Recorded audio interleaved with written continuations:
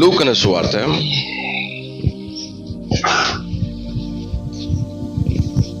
12ನೇ ಅಧ್ಯಾಯ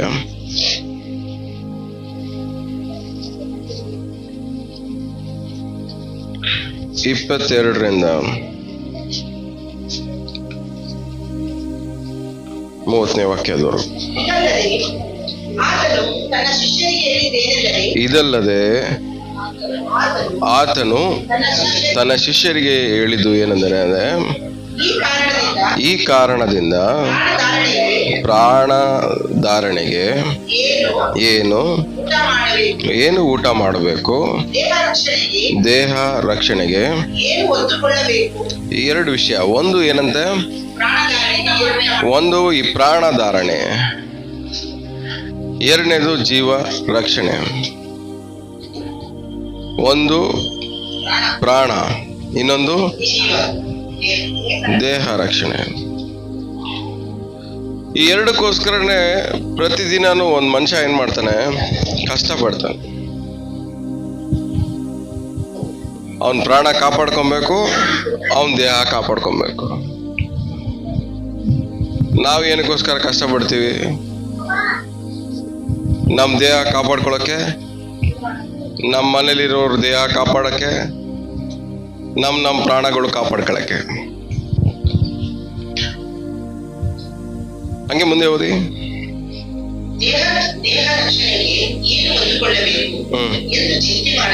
ಚಿಂತೆ ಮಾಡಬೇಡ.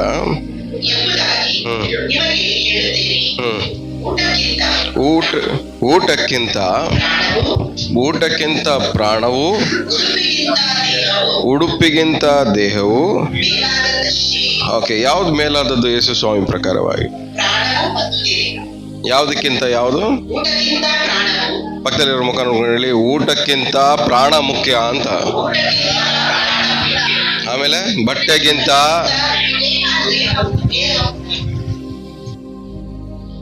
ನಮಗೆ ಯಾವ್ದು ಮುಖ್ಯ? ನೀವು ಕೆಲಸ ಮಾಡೋದು ಯಾವ್ದಕ್ಕೋಸ್ಕರ? ಬಟ್ ಯಾವ್ದಕ್ಕೋಸ್ಕರ ಕೆಲಸ ಮಾಡ್ಬೇಕು? ಪ್ರಾಣಕ್ಕೋಸ್ಕರ. ಯಾವ್ದಕ್ಕೋಸ್ಕರ ಕೆಲಸ ಮಾಡ್ಬೇಕು?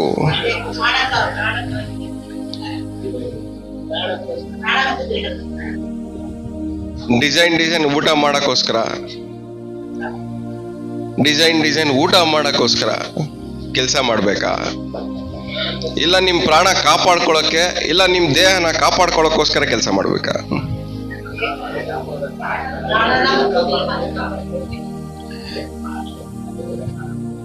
ನೀವು ಕಷ್ಟಪಡ್ತಿರೋದು ಯಾವುದಕ್ಕೆ?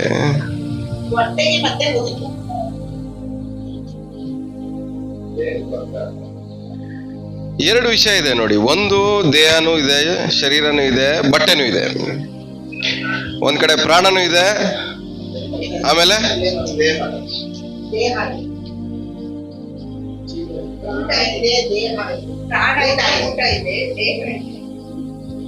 ಸೊ ಪ್ರಾಣ ಇದೆ, ಊಟ ಇದೆ. ಪ್ರಾಣ ಇದೆ, ಊಟ ಇದೆ. ಎಲ್ಲ ಹೇಳಿ, ಪ್ರಾಣ ಇದೆ, ಊಟ ಇದೆ. ಅಂದ್ರೆ ಜೀವ ಇದೆ, ಊಟ ಇದೆ, ದೇಹನೂ ಇದೆ, ಬಟ್ಟೆನೂ ಇದೆ. ಸೊ ನಾವು ಮಾಡೋ ಕೆಲಸ ನಮ್ಮ ಪ್ರಾಣಕ್ಕೋಸ್ಕರನ, ಇಲ್ಲ ನಮ್ಮ ದೇಹಕ್ಕೋಸ್ಕರನ, ಅಥವಾ ಊಟಕ್ಕೋಸ್ಕರನ, ಬಟ್ಟೆಗೋಸ್ಕರನ?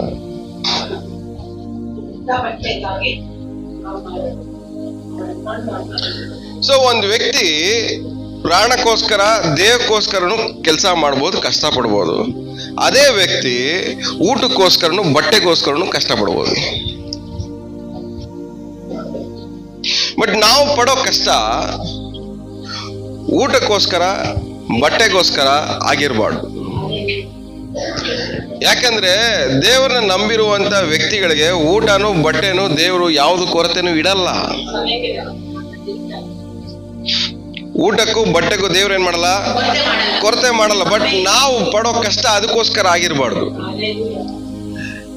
ನೀವು ಪಡೋ ಕಷ್ಟದಲ್ಲಿ ಒಂದು ಪರ್ಪಸ್, ಒಂದು ಉದ್ದೇಶ ಇರಬೇಕು. ನಾವು ಪಡೋ ಕಷ್ಟಕ್ಕೆ ಒಂದು ಉದ್ದೇಶ ಇರಬೇಕು. ಸೊ ನಾವು ಪಡ್ತಾರ ಕಷ್ಟ, ಹಿಂಸೆ ಯಾವ್ದಾದ್ರೂ ಆಗಿರ್ಲಿ, ಅದೆಲ್ಲ ಏನಕ್ಕೋಸ್ಕರ? ನಿಮ್ ಪ್ರಾಣಕ್ಕೋಸ್ಕರ, ನಿಮ್ ದೇಹಕ್ಕೋಸ್ಕರ. ನಿಮ್ ದೇಹವನ್ನ ಕಾಪಾಡ್ಕೊಬೇಕು, ನಿಮ್ಮ ಪ್ರಾಣವನ್ನು ನೀವು ಕಾಪಾಡ್ಕೋಬೇಕು. ಸೊ ನನ್ನ ಪ್ರಶ್ನೆ ಏನಂದ್ರೆ, ನಿಮ್ಮ ದೇಹವನ್ನು ನಿಮ್ಮ ಪ್ರಾಣವನ್ನು ನೀವು ಹೆಂಗ್ ಕಾಪಾಡ್ಕೋತಾ ಇದ್ದೀರಾ? ಊಟ ತಿಂದ್ರೆ ನಿಮ್ಮ ಪ್ರಾಣ ಚೆನ್ನಾಗಿರತ್ತೆ ಅನ್ಕೊಂಡಿದ್ದೀರಾ? ನಿಮ್ಮ ಲೈಫ್ ಚೆನ್ನಾಗಿರತ್ತೆ ಅನ್ಕೊಂಡಿದ್ದೀರಾ? ಒಳ್ಳೆ ಬಟ್ಟೆ ಹಾಕೊಂಡ್ಬಿಟ್ರೆ ನಿಮ್ಮ ಶರೀರದಲ್ಲಿರುವಂತ ಅವಮಾನದ ಫೀಲಿಂಗ್ ಹೋಗ್ಬಿಡುತ್ತೆ ಅನ್ಕೊಂಡಿದ್ದೀರಾ? ಒಳ್ಳೆ ಬಟ್ಟೆ ಹಾಕೊಂಡ್ಬಿಟ್ರೆ ನಿಮ್ಮ ಶರೀರದಲ್ಲಿರುವಂತ ಗಾಯಗಳು, ಹಿಂಸೆಗಳೆಲ್ಲ ಹೋಗ್ಬಿಡುತ್ತೆ ಅನ್ಕೊಂಡಿದ್ದೀರಾ? ಒಳ್ಳೆ ಬಟ್ಟೆ ಹಾಕೊಳ್ಳೋದ್ರ ಮೂಲಕವಾಗಿ, ಒಳ್ಳೆ ಊಟ ತಿನ್ನೋದ್ರ ಮೂಲಕವಾಗಿ ನಮ್ಮ ಒಳಗಡೆ ಪ್ರಾಣದಲ್ಲಿರುವಂತ, ಲೈಫಲ್ಲಿ ಇರುವಂತ ನೋವುಗಳು, ಬಾಧೆಗಳು, ನಮ್ಮ ಶರೀರದಲ್ಲಿರುವಂತ ಅವಮಾನಗಳು ಇದೆಲ್ಲನೂ ಹೋಗಲ್ಲ. ಸೊ ನಿಮ್ಮ ದೇಹವನ್ನ ಹೊರಗಡೆಯಿಂದ ಕಾಪಾಡ್ಕೋಬಾರ್ದು. ನಿಮ್ಮ ಪ್ರಾಣವನ್ನ ಊಟ ತಿಂದು ಕಾಪಾಡ್ಕೋಬಾರ್ದು. ಯೇಸು ಸ್ವಾಮಿ ಹೇಳ್ತಾರೆ ನೋಡ್ರಿ, ಮನುಷ್ಯನು ಊಟ ನಮ್ಮ ಭಾಷೆಯಲ್ಲಿ ಹೇಳ್ಕೊಬೇಕಂದ್ರೆ, ಮನುಷ್ಯ ಊಟ ತಿನ್ನೋದ್ರ ಮೂಲಕವಾಗಿ ಮಾತ್ರ ಬದುಕೋನು ಅಲ್ಲ. ಯಾಕಂದ್ರೆ ಮನುಷ್ಯನ ಜೀವ ಏನಿದೆ, ಪ್ರಾಣ ಇದೆ, ಊಟಕ್ಕಿಂತ ಮೇಲಾದದ್ದು, ಹೆಚ್ಚಾದದ್ದು.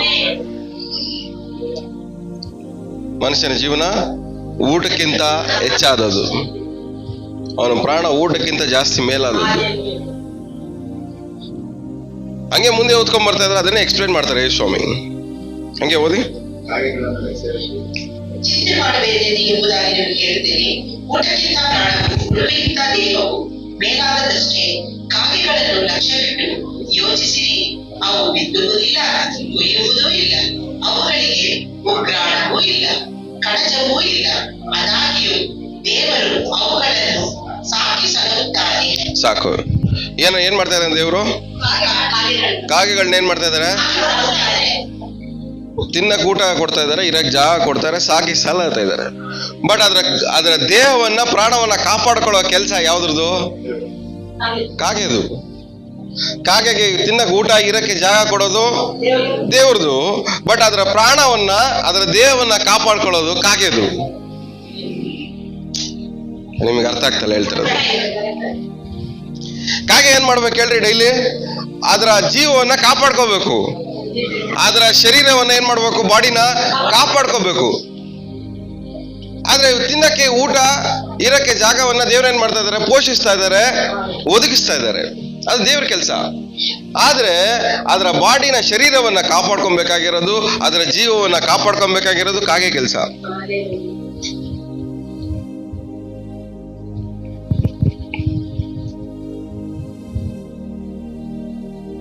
ನೀವೆಲ್ಲ ಏನಂತೆ, ಕಾಗೆಗಿಂತ ಶ್ರೇಷ್ಠರು. ಆದ್ರೆ ಕಾಗೆಗಿಂತ ಶ್ರೇಷ್ಠರು ಅಂತೀವಿ. ನಮ್ಮ ಶರೀರವನ್ನ, ನಮ್ಮ ಪ್ರಾಣವನ್ನ ಕಾಪಾಡ್ಕೊಳ್ಳೋದೇ ನಮ್ಗೆ ಗೊತ್ತಿಲ್ಲ. ಒಂದು ಕಾಗೆ ತನ್ನ ಲೈಫ್ನ ಕಾಪಾಡ್ಕೊಳ್ಳೋದು ಗೊತ್ತಿದ್ರೆ, ನಮಗೆ ನಮ್ಮ ಲೈಫ್ನ ಕಾಪಾಡ್ಕೊಳ್ಳೋದು ಗೊತ್ತಿರಬೇಕು. ಕಾಗೆಗೆ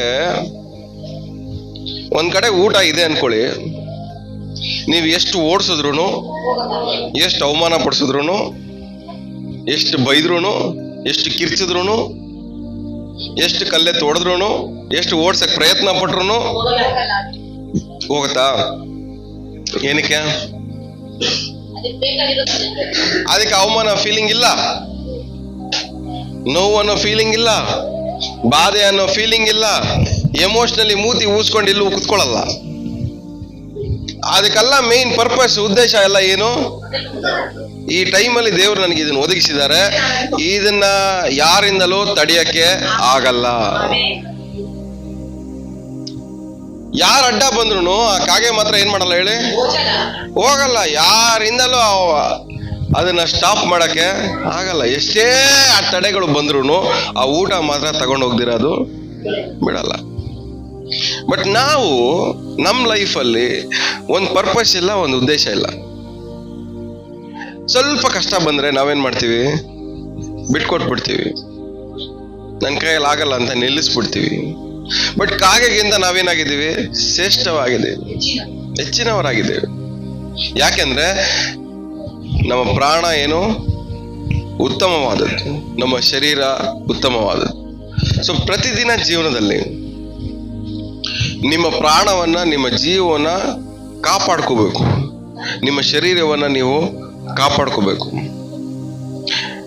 ಇನ್ನೊಂದ್ ಕಡೆ ದೇವ್ರ ವಾಕ್ಯ ಹೇಳುತ್ತೆ, ಬಾಯನ್ನ ಕಾಪಾಡ್ಕೊಳ್ಳೋವನು ಯಾವ ಜೀವವನ್ನ, ಇವಾಗ ಓದ್ತಾ ಇದೀವಿ ನೋಡ್ರಿ, ಅದೇ ಬಾಯನ್ನು ಕಾಪಾಡುವವನು ತನ್ನ ಪ್ರಾಣವನ್ನ ಏನ್ ಮಾಡ್ತಾನೆ, ಕಾಪಾಡ್ಕೋತಾನೆ.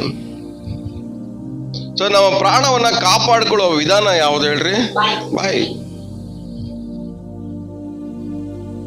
ಏನ್ ಮಾತಾಡ್ಬೇಕು, ಯಾವ ತರ ಮಾತಾಡ್ಬೇಕು, ಏನ ಮಾತಾಡಬಾರ್ದು, ಏನ ಯೋಚನೆ ಮಾಡ್ಬೇಕು, ಏನ ಯೋಚನೆ ಮಾಡಬಾರ್ದು, ಏನ ಕೇಳಿಸ್ಕೋಬೇಕು, ಏನ ಕೇಳಿಸ್ಕೋಬಾರ್ದು. ಇದರ ಮೂಲಕವಾಗಿ ನಮ್ಮ ಜೀವನವನ್ನ, ನಮ್ಮ ಪ್ರಾಣವನ್ನ ನಾವು ಕಾಪಾಡ್ಕೊಳ್ಳಕ್ಕೆ ಸಾಧ್ಯವಾಗುತ್ತೆ. ಹಂಗೆ ಮುಂದೆ ಓದ್ಕೊಂಬನ್ನಿ, ಅದು ಲೂಕನ ಸುವಾರ್ತೆ. ಕಳಚವೂ ಇಲ್ಲ, ಆದಾಗ್ಯೂ ದೇವರು ಅವುಗಳನ್ನು ಸಾಕಿ ಸಲ್ಲುತ್ತಾರೆ. ಹಕ್ಕಿಗಳಿಗಿಂತ ನೀವು ಎಷ್ಟೋ ಹೆಚ್ಚಿನವರಲ್ಲವೇ? ಚಿಂತೆ ಮಾಡಬೇಡಿ. ಒಂದು ಮೊಳ ಉದ್ದ ಬೆಳೆಯುವುದು ನಿಮ್ಮಲ್ಲಿ ಯಾರಿಂದಾದರೂ. ಚಿಂತೆ ಮಾಡಬೇಡ್ರಿ. ಯಾವ್ದ್ರ ಬಗ್ಗೆ ಚಿಂತೆ ಮಾಡ್ತಾ ಇದೀವಿ ಹಂಗಾದ್ರೆ? ಏನ್ ಊಟ ಮಾಡಬೇಕು, ಏನ್ ಬಟ್ಟೆ ಹಾಕೊಬೇಕು ಅನ್ನೋದ್ರ ಬಗ್ಗೆ ನಮ್ಗೇನು ಚಿಂತೆ. ಯಾರಾದ್ರೂ ಪ್ರಶ್ನೆ ಕೇಳಿದ್ರೆ ಅನ್ಕೊಳ್ಳಿ, ಏನಾದ್ರು ಜನರಲ್ ಆಗಿ, ಇವತ್ತು ಒಂದೆರಡು ದಿವಸ ರಜಾ ಹಾಕ್ಬಿಡಿ ಅಂತ ಕೇಳ್ರಿ, ರಜಾ ಹಾಕ್ಬಿಡ್ರಿ ಅಂದಾಗ ಏನ್ ಹೇಳ್ತಾರೆ ರಿಟರ್ನ್ ಆನ್ಸರ್? ನಾನ್ ರಜಾ ಹಾಕಿದ್ರೆ ಊಟ ಮನೆಗೆ ಯಾರು ಹಾಕ್ತಾರೆ? ನಾನ್ ರಜಾ ಹಾಕಿದ್ರೆ ಮನೆಗೆ ಊಟ ಯಾರು ತಂದು ಹಾಕ್ತಾರೆ? ಹಂಗಾರೆ ನೀವು ಊಟ ಕೆಲಸ ಮಾಡ್ತಾ ಇರೋದು ಯಾವಾಗೋಸ್ಕರ? ನಿಮ್ ಲೈಫ್ ಅಲ್ಲ ಅಷ್ಟೇನಾ? ಅದಕ್ಕೆ ಅಷ್ಟೇನಾ ಲಿಮಿಟ್ ನಮ್ ಲೈಫ್ ಅಲ್ಲ? ನಾ ಕೆಲ್ಸಕ್ಕೆ ಹೋಗಿಲ್ಲ ಅಂದ್ರೆ ಬಟ್ಟೆ ಯಾರು ಕೊಡಿಸ್ತಾರೆ? ನಿಮ್ ಮಕ್ಳಿಗೆ ಅದೇ ಹೇಳ್ಕೊಡೋದು ನೀವು. ನಾನು ಕೆಲ್ಸಕ್ಕೆ ಹೋಗ್ತಾ ಇರೋದು ಏನಕ್ಕೆ? ನಿನಗೆ ಫೀಸ್ ಕಟ್ಟಕ್ಕೆ, ಸ್ಕೂಲ್ ಬಟ್ಟೆ ಕೊಡ್ಸಕ್ಕೆ.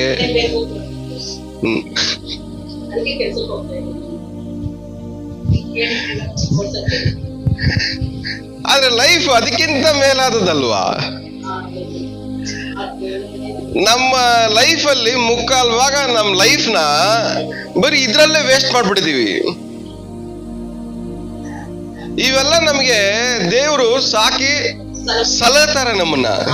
ಒಂದ್ ಕಾಗೆನ ಊಟ ತಿಂದು ಪೋಷಣೆ ಮಾಡಿ ಎಲ್ಲವನ್ನ ಸಾಕಿ ಸಲಹಿದ ದೇವ್ರು ನಮ್ಮನ್ನು ಸಾಕಿ ಸಲಹತಾರೆ.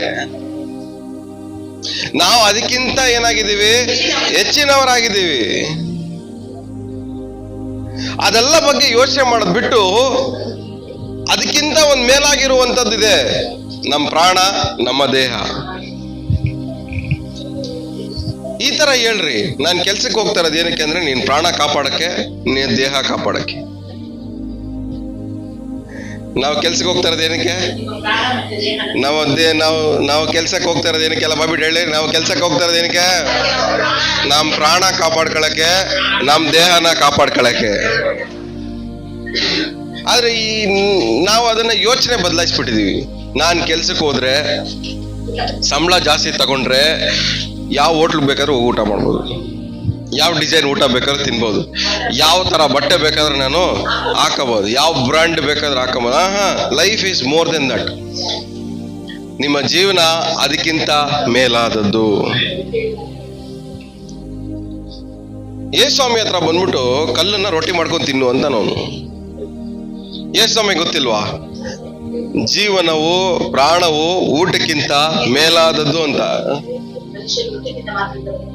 ಊಟ ತಿಂದು ಬದುಕು, ಊಟ ತಿಂದು ಸಾಯಕ್ ಹೋಗ್ತೇನೆ ನೀನು, ಊಟ ತಿಂದು ಬದುಕು ಅಂತ ಇದ್ರೆ ಯೇಸ್ವಾಮಿ ಅದಕ್ಕೆ ಏನ್ ಹೇಳ್ತಾರೆ? ಊಟ ತಿಂದ್ರೆ ಮಾತ್ರ ಈ ಪ್ರಾಣಕ್ಕೆ ಊಟ ಅಲ್ಲ ಮುಖ್ಯ, ದೇವ್ರ ವಾಕ್ಯ ಈ ಪ್ರಾಣಕ್ಕೆ ಮುಖ್ಯ ಅಂತ. ಅಂದ್ರೆ ಊಟ ತಿಂದ್ರೆ ಸಮಾಧಾನ ಬರಲ್ಲ, ಊಟ ತಿಂದ್ರೆ ನೆಮ್ಮದಿ ಬರಲ್ಲ, ಊಟ ತಿಂದ್ರೆ ನಿದ್ದೆ ಬರಲ್ಲ. ಬರೀ ಊಟದಿಂದನೇ ಎಲ್ಲಾನು ಆಗಲ್ಲ. ಈ ಪ್ರಾಣಕ್ಕೆ ಅದಕ್ಕಿಂತ ಮೇಲಾಗಿರುವುದು ಒಂದು ಬೇಕು. ಈ ಪ್ರಾಣಕ್ಕೆ ಊಟಕ್ಕಿಂತ ಮೇಲಾಗಿರೋದು ಒಂದು ಬೇಕು. ಆಮೇಲೆ ಎಷ್ಟು ಜನ ನಂಬ್ತಾ ಇದ್ದೀರಾ? ಸೊ ಚಿಂತೆ ಮಾಡಬೇಡ್ರಿ, ಚಿಂತೆ ಮಾಡಬೇಡ್ರಿ. ಇವತ್ತಿಂದ ನಮ್ಮ ಚಿಂತೆ ಊಟಕ್ಕಾಗಿ, ಬಟ್ಟೆಗಾಗಿ ಇರಬಾರ್ದು, ನಮ್ಮ ಪ್ರಾಣಕ್ಕಾಗಿ, ನಮ್ಮ ದೇಹಕ್ಕಾಗಿ ಇರಬೇಕು. ಆಮೇಲೆ ಇವತ್ತಿನ ನಿಮ್ಮ ಚಿಂತೆನ ಬದಲಾಯಿಸ್ಕೊತೀರಾ? ನಿಮ್ಮ ಚಿಂತೆ ಏನು ಯೋಚನೆ ಮಾಡ್ತಿರಲ್ಲ, ಅದು ನಿಮ್ಮ ಪ್ರಾಣನ ಹೆಂಗೆ ನೀವು ಕಾಪಾಡ್ಕೊಬೇಕು, ನಿಮ್ಮ ಲೈಫ್ನ ನೀವು ಹೆಂಗೆ ಕಾಪಾಡ್ಕೊಬೇಕು, ನಿಮ್ಮ ದೇಹನ ಹೆಂಗೆ ಕಾಪಾಡ್ಕೊಬೇಕು ನೀವು ಅನ್ನೋದ್ರ ಬಗ್ಗೆ ಮಾತ್ರನೇ ಇರ್ಬೇಕು ಇವತ್ತಿಂದ ಯೋಚನೆ. ಏನ್ ತಿಂದ್ರೆ ನನ್ನ ದೇಹ ಆರೋಗ್ಯವಾಗಿರುತ್ತೆ, ಯಾವ್ದು ತಿಂದ್ರೆ ನನ್ನ ದೇಹ ಆರೋಗ್ಯವಾಗಿರುತ್ತೆ, ಎಷ್ಟು ತಿಂದ್ರೆ ನನ್ನ ದೇಹ ಆರೋಗ್ಯವಾಗಿರುತ್ತೆ, ನನ್ನ ದೇಹಕ್ಕೆ ಎಷ್ಟು ಅವಸರತೆ ಇದೆ, ಎಷ್ಟು ಅವಸರತೆ ಇಲ್ಲ ಅನ್ನೋದ್ರ ಬಗ್ಗೆ, ನಿಮ್ಮ ದೇಹದ ಬಗ್ಗೆ ನೀವೇನಾಗಿರ್ಬೇಕು, ಸ್ವಲ್ಪ ಕಾಳಜಿ ವಹಿಸುವವರಾಗಿರ್ಬೇಕು. ನಿಮ್ ದೇಹದ ಬಗ್ಗೆ ನೀವು ಕೇರ್ ಮಾಡಿಲ್ಲ ಅಂದ್ರೆ, ಬರೀ ಊಟನೇ ಮುಖ್ಯ ಅಂತ ಕೂತಿದ್ರೆ ಇರೋ ಬರೋ ರೋಗ ಎಲ್ಲ ನಿಮ್ ಶರೀರದಲ್ಲಿ ಇರ್ತದೆ. ಯಾಕೆ? ನಿಮಗೆ ನಿಮ್ ದೇಹ ಅಲ್ಲ ಇಂಪಾರ್ಟೆಂಟು, ತಿನ್ನೋದು ಇಂಪಾರ್ಟೆಂಟು. ಒಳಗಡೆ ಎಷ್ಟಾದ್ರೂ ಇರ್ಲಿ ನೋವು ಬಾಧೆ, ಆದ್ರೆ ಹೊರಗಡೆ ಮಾತ್ರ ನಮ್ಗೆ ಹೆಂಗ್ ಕಾಣಿಸ್ಕೋಬೇಕು, ಸೂಪರ್ ಆಗಿ ಕಾಣಿಸ್ಕೋಬೇಕು ನಾವು. ಯಾಕೆ? ನಿಮ್ ದೇಹ ಇಂಪಾರ್ಟೆಂಟ್ ಅಲ್ವಾ, ನಿಮ್ ಪ್ರಾಣ ಇಂಪಾರ್ಟೆಂಟ್ ಅಲ್ವಾ? ಅಂದ್ರೆ ಊಟದ ಮೂಲಕವಾಗಿ ನಿಮ್ ಪ್ರಾಣ ಇರ್ಬೋದು, ಹೋಗ್ಬೋದು.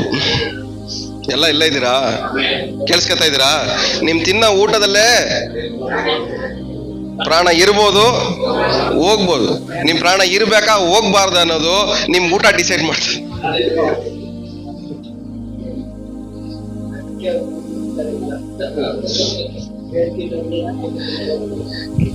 ಎಲ್ಲ ಕೇಳಿಸ್ಕೊತಾ ಇದ್ದೀರಾ? ನಿಮ್ ಪ್ರಾಣ ಇರ್ಬೇಕಾ ಹೋಗ್ಬಾರ್ದ ಅನ್ನೋದು ನಿಮ್ ಪ್ರಾಣಕ್ಕೆ ಮೇಲೆ ಇಂಪಾರ್ಟೆನ್ಸ್ ಕೊಡ್ತೀರಾ, ಅಲ್ಲ ಊಟದ ಮೇಲೆ ಇಂಪಾರ್ಟೆನ್ಸ್ ಕೊಡ್ತೀರಾ ಅನ್ನೋದ್ರ ಮೇಲೆ ಡಿಪೆಂಡ್ ಆಗುತ್ತೆ. ನಿಮ್ ಪ್ರಾಣ ಕಾಪಾಡ್ಕೊಳ್ಳೋದಕ್ಕೋಸ್ಕರ ನೀವು ಪ್ರಯತ್ನ ಪಟ್ರೆ ತುಂಬಾ ದಿವಸ ಬದುಕ್ತೀರಾ, ಇಲ್ಲ ಬರೀ ಊಟ ತಿನ್ನಕ್ಕೋಸ್ಕರನೇ ಬದುಕ್ತಾ ಇದ್ರೆ ಬೇಗ ಬೇಗ ಹೋಗ್ಬಿಡ್ತೀರಾ.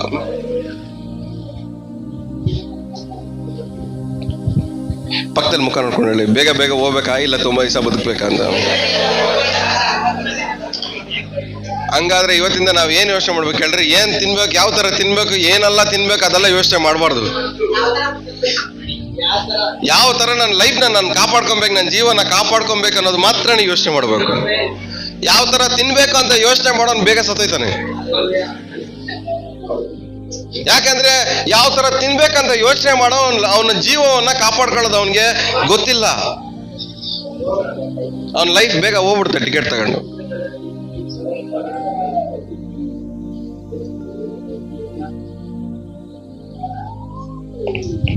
ಇವತ್ತಿಂದ ನಮ್ಮ ಸಭೆಯಲ್ಲಿ ನಿಮ್ ಯಾರಿಗೂ ಊಟಕ್ಕೋಸ್ಕರ ಬಟ್ಟೆಗೋಸ್ಕರ ಚಿಂತೆ ಮಾಡೋರು ಯಾರು ಇರಬಾರ್ದಿಲ್ಲಿ. ಆಮೇಲೆ ಇವತ್ತಿಂದ ನಮ್ಮ ಯೋಚನೆ ಎಲ್ಲ ಬರೀ ನನ್ನ ಪ್ರಾಣನ ಹೆಂಗೆ ನಾನು ಕಾಪಾಡ್ಕೊಳ್ಳಿ, ನನ್ನ ದೇಹವನ್ನ ನಾನು ಹೆಂಗೆ ಕಾಪಾಡ್ಕೊಳ್ಳಿ. ನಾನು ಕಷ್ಟಪಡ್ತಾರೆ ಜನಕ್ಕೆ, ನಾನು ಆರೋಗ್ಯವಾಗಿರಕ್ತಾನೆ, ನನ್ನ ದೇಹ ಚೆನ್ನಾಗಿರೋಕೋಸ್ಕರ ತಾನೆ, ಇಲ್ಲ ಏನ್ ಬಟ್ಟೆ ಹಾಕೊಳ್ಳಿ ಅನ್ನೋದಕ್ಕೋಸ್ಕರನಾ? ಲೋಕವೆಲ್ಲ ಸಂಪಾದನೆ ಮಾಡಿ ತನ್ನ ಪ್ರಾಣ ನಷ್ಟಪಟ್ರೆ, ಅವನ ಜೀವನನೇ ಹಾಳಾಗೋದ್ರೆ ಏನ್ ಲಾಭ? ನೀನ್ ಚಿಂತೆ ಮಾಡಿದಲ್ಲ ಏನು, ಎಲ್ಲಾನು ಸಂಪಾದನೆ ಮಾಡೋಕ್ಕೋಸ್ಕರ ಚಿಂತೆ ಮಾಡಿದೆ, ಲಾಸ್ಟ್ಗೆ ನಿನ್ ಪ್ರಾಣ ಹೋಯ್ತು, ನಿನ್ ಶರೀರ ಹಾಳಾಗೋಯ್ತು, ಏನ್ ಲಾಭ ಅದರಿಂದ? ಎಲ್ಲ ಸಂಪಾದನೆ ಮಾಡಿ ನಿಮ್ ಶರೀರ ಚೆನ್ನಾಗಿಲ್ಲ ಅಂದ್ರೆ, ಎಲ್ಲ ಸಂಪಾದನೆ ಮಾಡಿ ಈ ಶರೀರದಲ್ಲಿ ಇರಕ್ಕೆ ನಿಮ್ಗೆ ಮನ್ಸಿಲ್ದೆ ಹೋದ್ರೆ, ಬದುಕಕ್ಕೆ ಶರೀರದಲ್ಲಿ ಬಾಳಕ್ಕೆ ಮನ್ಸಿಲ್ದೆ ಹೋದ್ರೆ ಏನ್ ಲಾಭ? ಏನ್ ಅದರಿಂದ ಏನ್ ಪ್ರಯೋಜನ? ಈ ಶರೀರ ಇದೆ, ಶರೀರದೊಳಗಡೆ ಒಂದ್ ಜೀವ ಇದೆ. ಈ ಜೀವ ಏನ್ ಮಾಡ್ಬೇಕು? ಈ ಶರೀರದೊಳಗಡೆ ಕಂಫರ್ಟಬಲ್ ಆಗಿರ್ಬೇಕು. ಆ ಕಂಫರ್ಟಬಲ್ ಆಗಿರ್ಬೇಕಂದ್ರೆ ಆ ಜೀವವನ್ನ ನೀವು ಕಾಪಾಡ್ಬೇಕು. ಈ ಶರೀರವನ್ನು ನೀವೇನ್ ಮಾಡ್ಬೇಕು? ಕಾಪಾಡ್ಬೇಕು. ಈ ಶರೀರದಿಂದ ನಮ್ಮನ್ನು ಓಡಿಸೋ, ನಿಮ್ ಪ್ರಾಣವನ್ನ ಈ ಶರೀರದಿಂದ ಓಡಿಸುವಂತ ವಿಚಾರಗಳು ಯಾವ್ಯಾವು?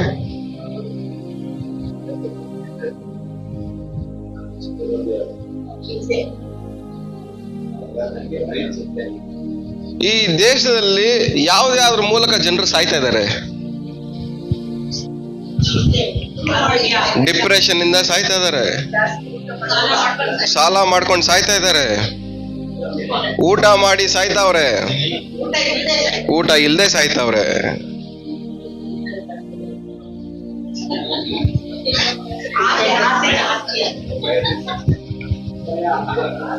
ಭಯ ಪಡ್ಕೊಂಡು ಸಾಯ್ತಾ ಇದಾರೆ, ಭಯ ಇಲ್ದೆ ಸಾಯ್ತಾರೆ, ಆಸೆ ಪಟ್ಟು ಅತಿ ಆಸೆಯಿಂದ ಸಾಯ್ತಾರೆ, ಸೂಸೈಡ್ ಮಾಡ್ಕೊಂಡು ಸಾಯ್ತಾರೆ, ದುಃಖದಿಂದ ಸಾಯ್ತಾರೆ, ನೆಮ್ಮದಿ ಇಲ್ದರ ಸಾಯ್ತಾರೆ. ಇದೆಲ್ಲ ಯಾವುದಕ್ಕೋಸ್ಕರ ಹೇಳಿ? ಇದೆಲ್ಲಾನು ಎರಡು ವಿಷಯಕ್ಕೆ ಡಿಪೆಂಡ್ ಆಗುತ್ತೆ. ಒಂದು ನಿಮ್ ಪ್ರಾಣ, ಒಂದು ನಿಮ್ ಶರೀರ. ಸಾಲ ಮಾಡ್ಕೊಂಡು ಸಾಯೋನ್ ಏನಕ್ಕೋಸ್ಕರ ಸಾಯ್ತಾನೆ ಹೇಳ್ರಿ? ನನ್ನ ಶರೀರಕ್ಕೆ ಅವಮಾನ ಆಗತ್ತೆ ಅನ್ನೋದಕ್ಕೋಸ್ಕರ ಸಾಯ್ತಾನೆ. ಈ ಶರೀರಕ್ಕೆ ಅವಮಾನ ಆಗತ್ತೆ, ಪ್ರಾಣ ಇದ್ದು ಏನ್ ಲಾಭ ಅಂತ ಹೇಳಿ ಏನ್ ಮಾಡ್ತಾನವನು? ಶರೀರನ ಸಾಯ್ಸಕ್ ಹೋಯ್ತಾನೆ, ಅವನು ಸಾಯ್ತಾನೆ ಲಾಸ್ಟ್ಗೆ.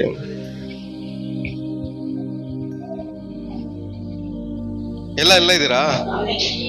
ಕೇಳಿಸ್ಕೊತಾ ಇದ್ದೀರಾ?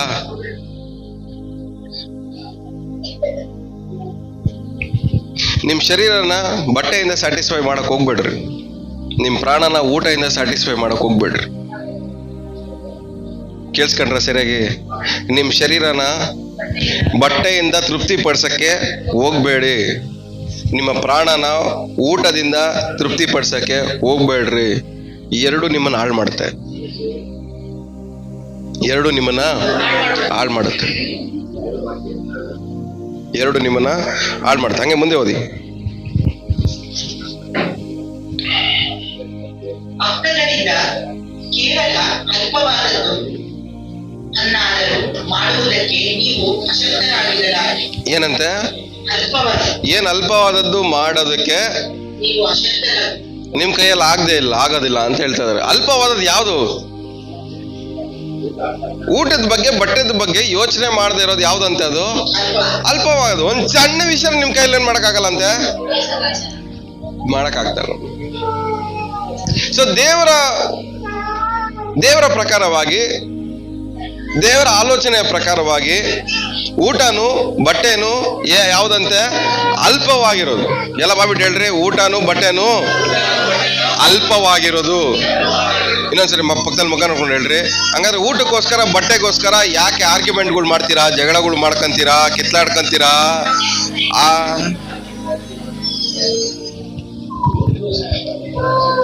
ವಿಶ್ವಾಸಿಗಳು ಮನೆಗೆ ಹೋಗ್ತಾರ ಊಟ ಮಾಡಕ್ಕೆ ಹೋಗ್ತೀರಾ?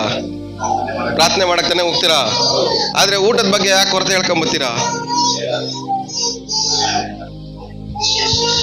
ಯಾರ ಮನೆಗೆ ಹೋದ್ರು ನಾವು ಹೋಗ್ತಾ ಇರೋದು ಊಟಕ್ಕೋಸ್ಕರ ಅಲ್ಲ. ನೀವ್ ಎಲ್ಲಾದ್ರೂ ಹೋಗ್ರಿ, ನೀವ್ ಮ್ಯಾರೇಜ್ ಫಂಕ್ಷನ್ಗಾದ್ರೂ ಹೋಗ್ರಿ, ಬರ್ತ್ಡೇಗಾದ್ರೂ ಹೋಗ್ರಿ, ಎಲ್ಲಾದ್ರೂ ಹೋಗ್ರಿ, ನೀವ್ ಹೋಗ್ತಾ ಇರೋದು, ನಿಮ್ ಪ್ರಾಣ ಅಲ್ಲಿರೋದು ಊಟಕ್ಕೋಸ್ಕರ ಅಲ್ಲ.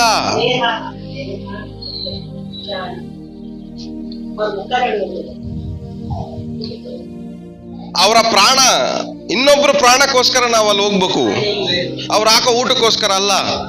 ನಮ್ಗೆ ಅವ್ರ ಪ್ರಾಣ ಇಂಪಾರ್ಟೆಂಟು, ಅವ್ರ ಲೈಫ್ ಇಂಪಾರ್ಟೆಂಟು.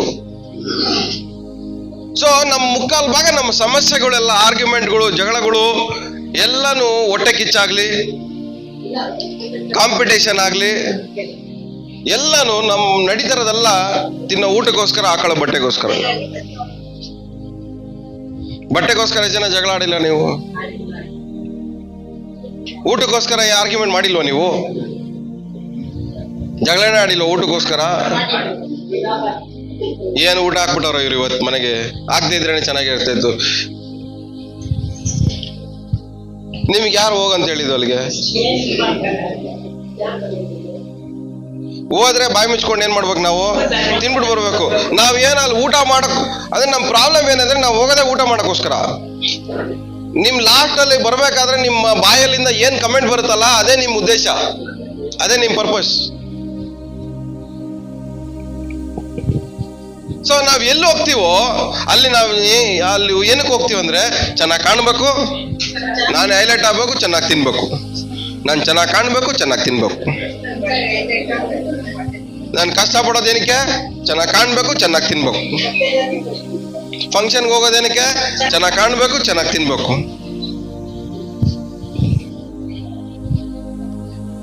ಲೈಫ್ ಬಂದು, ಜೀವನ ಬಂದು ಚೆನ್ನಾಗಿ ಕಾಣೋದಕ್ಕಿಂತ, ಚೆನ್ನಾಗಿ ತಿನ್ನೋದಕ್ಕಿಂತ ಮೇಲಾದದ್ದು, ಉತ್ತಮವಾದದ್ದು.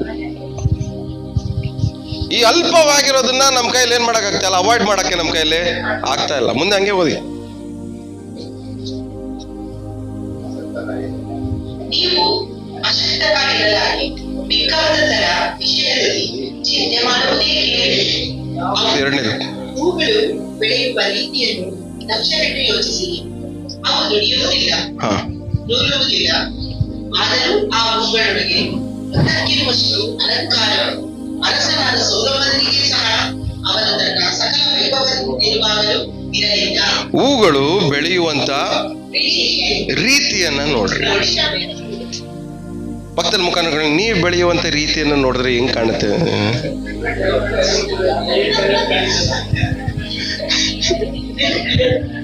ಕೇಳ್ರಿ, ನಾನ್ ಬೆಳೆಯುವಂತ ರೀತಿಯನ್ನು ನೋಡಿದ್ರೆ ನಿಮ್ಗೆ ಹೆಂಗ್ ಕಾಣಿಸುತ್ತೆ ಅಂತ.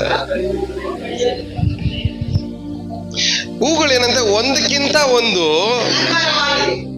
ಇಲ್ಲಿ ನಿಮ್ಮನ್ನ ನೋಡ್ರೆ ಒಬ್ರಿಗಿಂತ ಒಬ್ರು ಅಲಂಕಾರವಾಗಿ ಕಾಣ್ತಾ ಇದ್ದೀರಾ? ಕೇಳ್ರಿ, ನೋಡ್ರಿ, ಒಬ್ರಿಗಿಂತ ಒಬ್ರು ಅಲಂಕಾರವಾಗಿ ಕಾಣ್ತಾ ಇದ್ದೀರಾ ಇಲ್ಲಿ?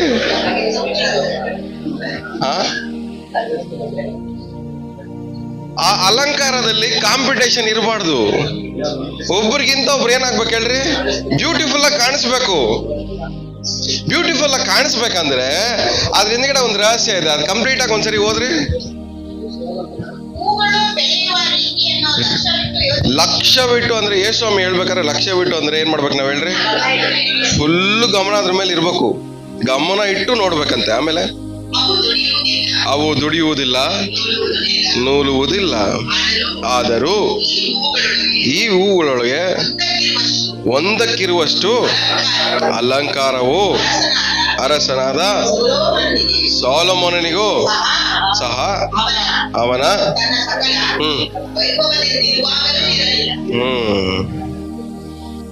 ಎಷ್ಟು ಜನಕ್ಕೆ ಅರ್ಥ ಆಯ್ತು? ಗಮನ ಇಟ್ಟು ಎಷ್ಟು ಜನ ಓದಿದಿರ ಅದನ್ನ? ಸಾಲೋಮೋನ್ ಹಾಕಿರೋ ಬಟ್ಟೆ ಲೈಫಲ್ಲಿ ಯಾರು ಹಾಕಿಲ್ಲ.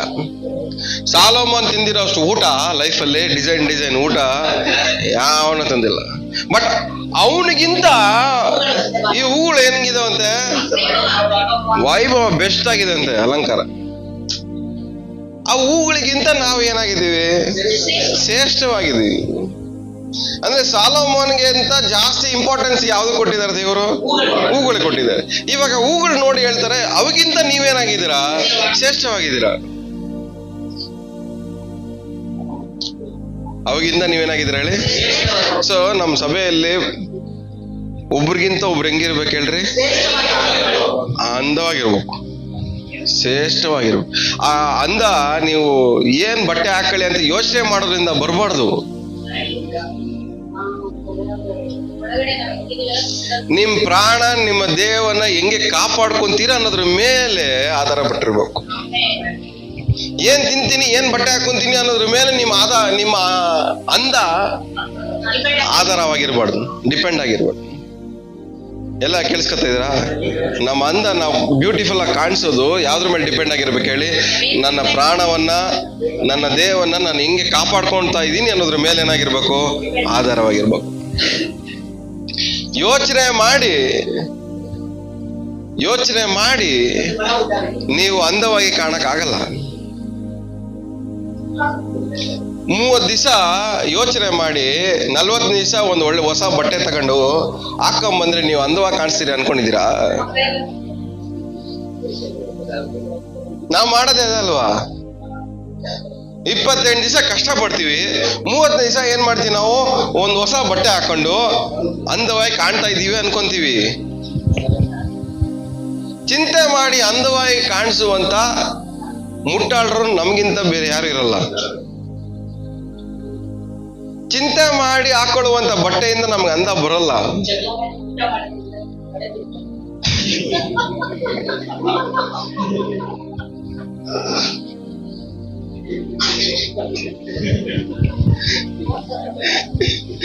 ಎಲ್ಲ ಇಲ್ಲೇ ಇದ್ದೀರಾ? ತಟ್ಟೆ ತುಂಬ ಊಟ ಮಾಡೋದ್ರ ಮೂಲಕವಾಗಿ ಹೊಟ್ಟೆ ತುಂಬೋದಲ್ಲ, ಒಳಗಡೆ ನಿಮ್ ಪ್ರಾಣ ಸ್ಯಾಟಿಸ್ಫೈ ಆಗ್ಬೇಕು. ಫಸ್ಟು ಏನಾಗ್ಬೇಕು ಹೇಳ್ರಿ? ನಿಮ್ ಪ್ರಾಣ ಏನಾಗ್ಬೇಕು ಹೇಳ್ರಿ? ನೀವು ಚೈನೀಸ್ ಅವ್ರು ಊಟ ಮಾಡೋದು ನೋಡಿದೀರಾ? 1 ಕಪ್ ರೈಸ್ ಎಷ್ಟು ಇಷ್ಟೇ ರೈಸ್ ತಿನ್ನೋದವ್ರು. ಬಟ್ ಅದನ್ನ ನೋಡ್ತಾ ಇದ್ರೆ ನಮಗೆ ಹೆಂಗ ಅನ್ಸುತ್ತೆ ಹೇಳ್ರಿ? ಇಷ್ಟೆಲ್ಲ ಹೊಟ್ಟೆ ತುಂಬುತ್ತಾ? ಇದು 1 ಕೈಗೆ ಹೋಗ್ಬಿಡ್ತೀನಿ ನನಗೆ ಬಾಯಿಗೆ ಅಂತ.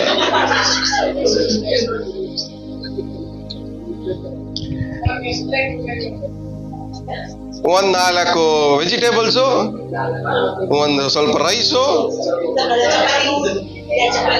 ಇಷ್ಟೇ.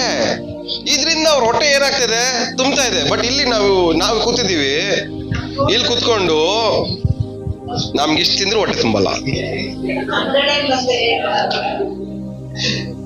ಒಂದು ದೇಶದಲ್ಲಿ ಊಟ ಇಷ್ಟು ತಿಂದು ಬದುಕ್ಬೋದು, ನಮ್ ಸ್ಯಾಟಿಸ್ಫೈ ಆಗ್ಬೋದು ಅಂತ ತೋರಿಸಿದ್ರೆ, ನಾವು ಇಷ್ಟು ತಿಂದ್ರು ಸ್ಯಾಟಿಸ್ಫೈ ಆಗಲ್ಲ ಅಂತ ತೋರಿಸ್ತಾ ಇದೀವಿ ನಾವು. ಯಾಕೆಂದ್ರೆ ನಮ್ಗೆ ಏನ್ ಇಂಪಾರ್ಟೆಂಟ್, ನಮ್ಮ ಪ್ರಾಣವನ್ನ ಕಾಪಾಡ್ಕೊಳ್ಳೋದು, ನಮ್ಮ ಶರೀರವನ್ನ ಕಾಪಾಡ್ಕೊಳ್ಳೋದಲ್ಲ ನಮ್ಗೆ ಇಂಪಾರ್ಟೆಂಟು, ತಿನ್ನೋದು ಇಂಪಾರ್ಟೆಂಟ್.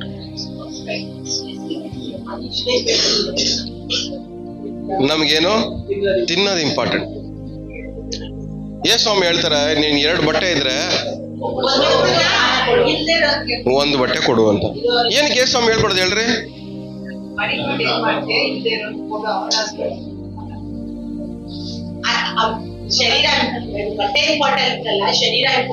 ನೀನ್ ಬಟ್ಟೆ ಕೊಟ್ರೆ ಅವನ್ಗೆ ಏನಾಗತ್ತೆ ಹೇಳ್ರಿ? ಅವನು ಸೊ ಬಟ್ಟೆ ಇರೋದು ಏನಕ್ಕೋಸ್ಕರ? ಶರೀರನ ಕಾಪಾಡ್ಕೊಳ್ಳೋಕೋಸ್ಕರ. ಎಷ್ಟು ಜನಕ್ಕೆ ಅರ್ಥ ಆಗ್ತದೆ? ಯೇಸು ಸ್ವಾಮಿ ಪ್ರಾಮುಖ್ಯತೆ ಇಂಪಾರ್ಟೆನ್ಸ್ ಹೇಳ್ಕೊಡ್ತಾರೆ. ಡಿಫ್ರೆನ್ಸ್. ಬಟ್ಟೆಗೆ ಇಂಪಾರ್ಟೆನ್ಸ್ ಕೊಡ್ಬೇಡ್ರಿ, ಶರೀರನ ಕಾಪಾಡ್ಕೊಳಕ್ ಇಂಪಾರ್ಟೆನ್ಸ್ ಕೊಡ್ರಿ. 5,000 ರೂಪಾಯಿ ಬಟ್ಟೆ ಹಾಕೊಳ್ಳೋದ್ರಿಂದ ನಿಮ್ ಶರೀರಕ್ಕೆ ಒಳ್ಳೆ ಆರೋಗ್ಯ ಬರಲ್ಲ. 5,000 ರೂಪಾಯಿ ಬಟ್ಟೆ ಹಾಕೊಳ್ಳೋದ್ರಿಂದ 1-2 ಅವರ್ ಎಕ್ಸ್ಟ್ರಾ ನಿದ್ದೆ ಬರಲ್ಲ ನಿಮಗೆ.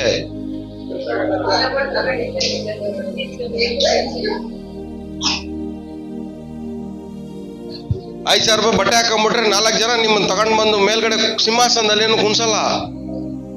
ಎಷ್ಟು ಅಂತ ಕೇಳ್ತಾರೆ, 5,000 ಅಂತೀರಾ, ಅಷ್ಟೇ ಮುಗಿದ ಕತೆ. ಮನೆಗೆ ಹೋದ್ಮೇಲೆ 5,000ಕ್ಕೆ ಬಾಯ್ ಬಡ್ಕೊಂತ ಇರ್ತೀರ ವಾಪಸ್ಸು.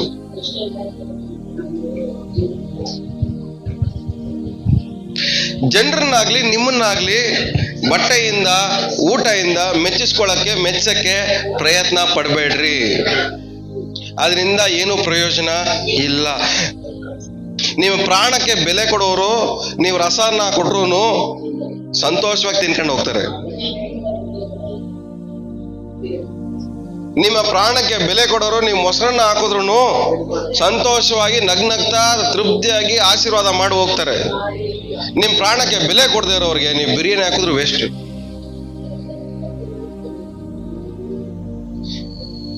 ನಾವೆಂಥವ್ರಾಗಿರ್ಬೇಕು ಹೇಳ್ರಿ? ನಮ್ ಪ್ರಾಣಕ್ಕೆ ಬೆಲೆ ಕೊಡೋರಾಗಿರ್ಬೇಕು, ಬೇರೆಯವ್ರ ಪ್ರಾಣಕ್ಕೂ ಬೆಲೆ ಕೊಡೋರಾಗಿರ್ಬೇಕು. ಬೇರೆಯವ್ರ ಪ್ರಾಣವನ್ನ ಊಟದ ಮೇಲೆ ಆಧಾರ ಪಡಿಸಿ ನೀವು ಅವರ ಪ್ರಾಣಕ್ಕೆ ಹಾನಿ ಮಾಡಬೇಡ್ರಿ. ಸೊ ಈ ಹೂಗಳನ್ನ ನೋಡ್ರಿ, ಅವ್ರು ಬೆಳೆಯುವಂತ ರೀತಿಯನ್ನ ನೋಡ್ರಿ, ಅದು ಬೆಳೆಯುವಂತ ರೀತಿಯನ್ನ ನೋಡ್ರಿ. ಎಷ್ಟು ಜನ ಮನೇಲಿ ಹೂ ಗಿಡ ಇಟ್ಟಿದ್ದೀರಾ? ಆದ್ರೆ ನಮ್ ಪ್ರಾಬ್ಲಮ್ ಏನ್ ಗೊತ್ತಾ, ಹೂನ ಬೆಳ್ಸಕ್ ಇಷ್ಟ ಇಲ್ಲ, ಹೂನ ಕಿತ್ಕೊಂಡು ಹೋಗಕ್ ಇಷ್ಟ ನಮ್ಗೆ.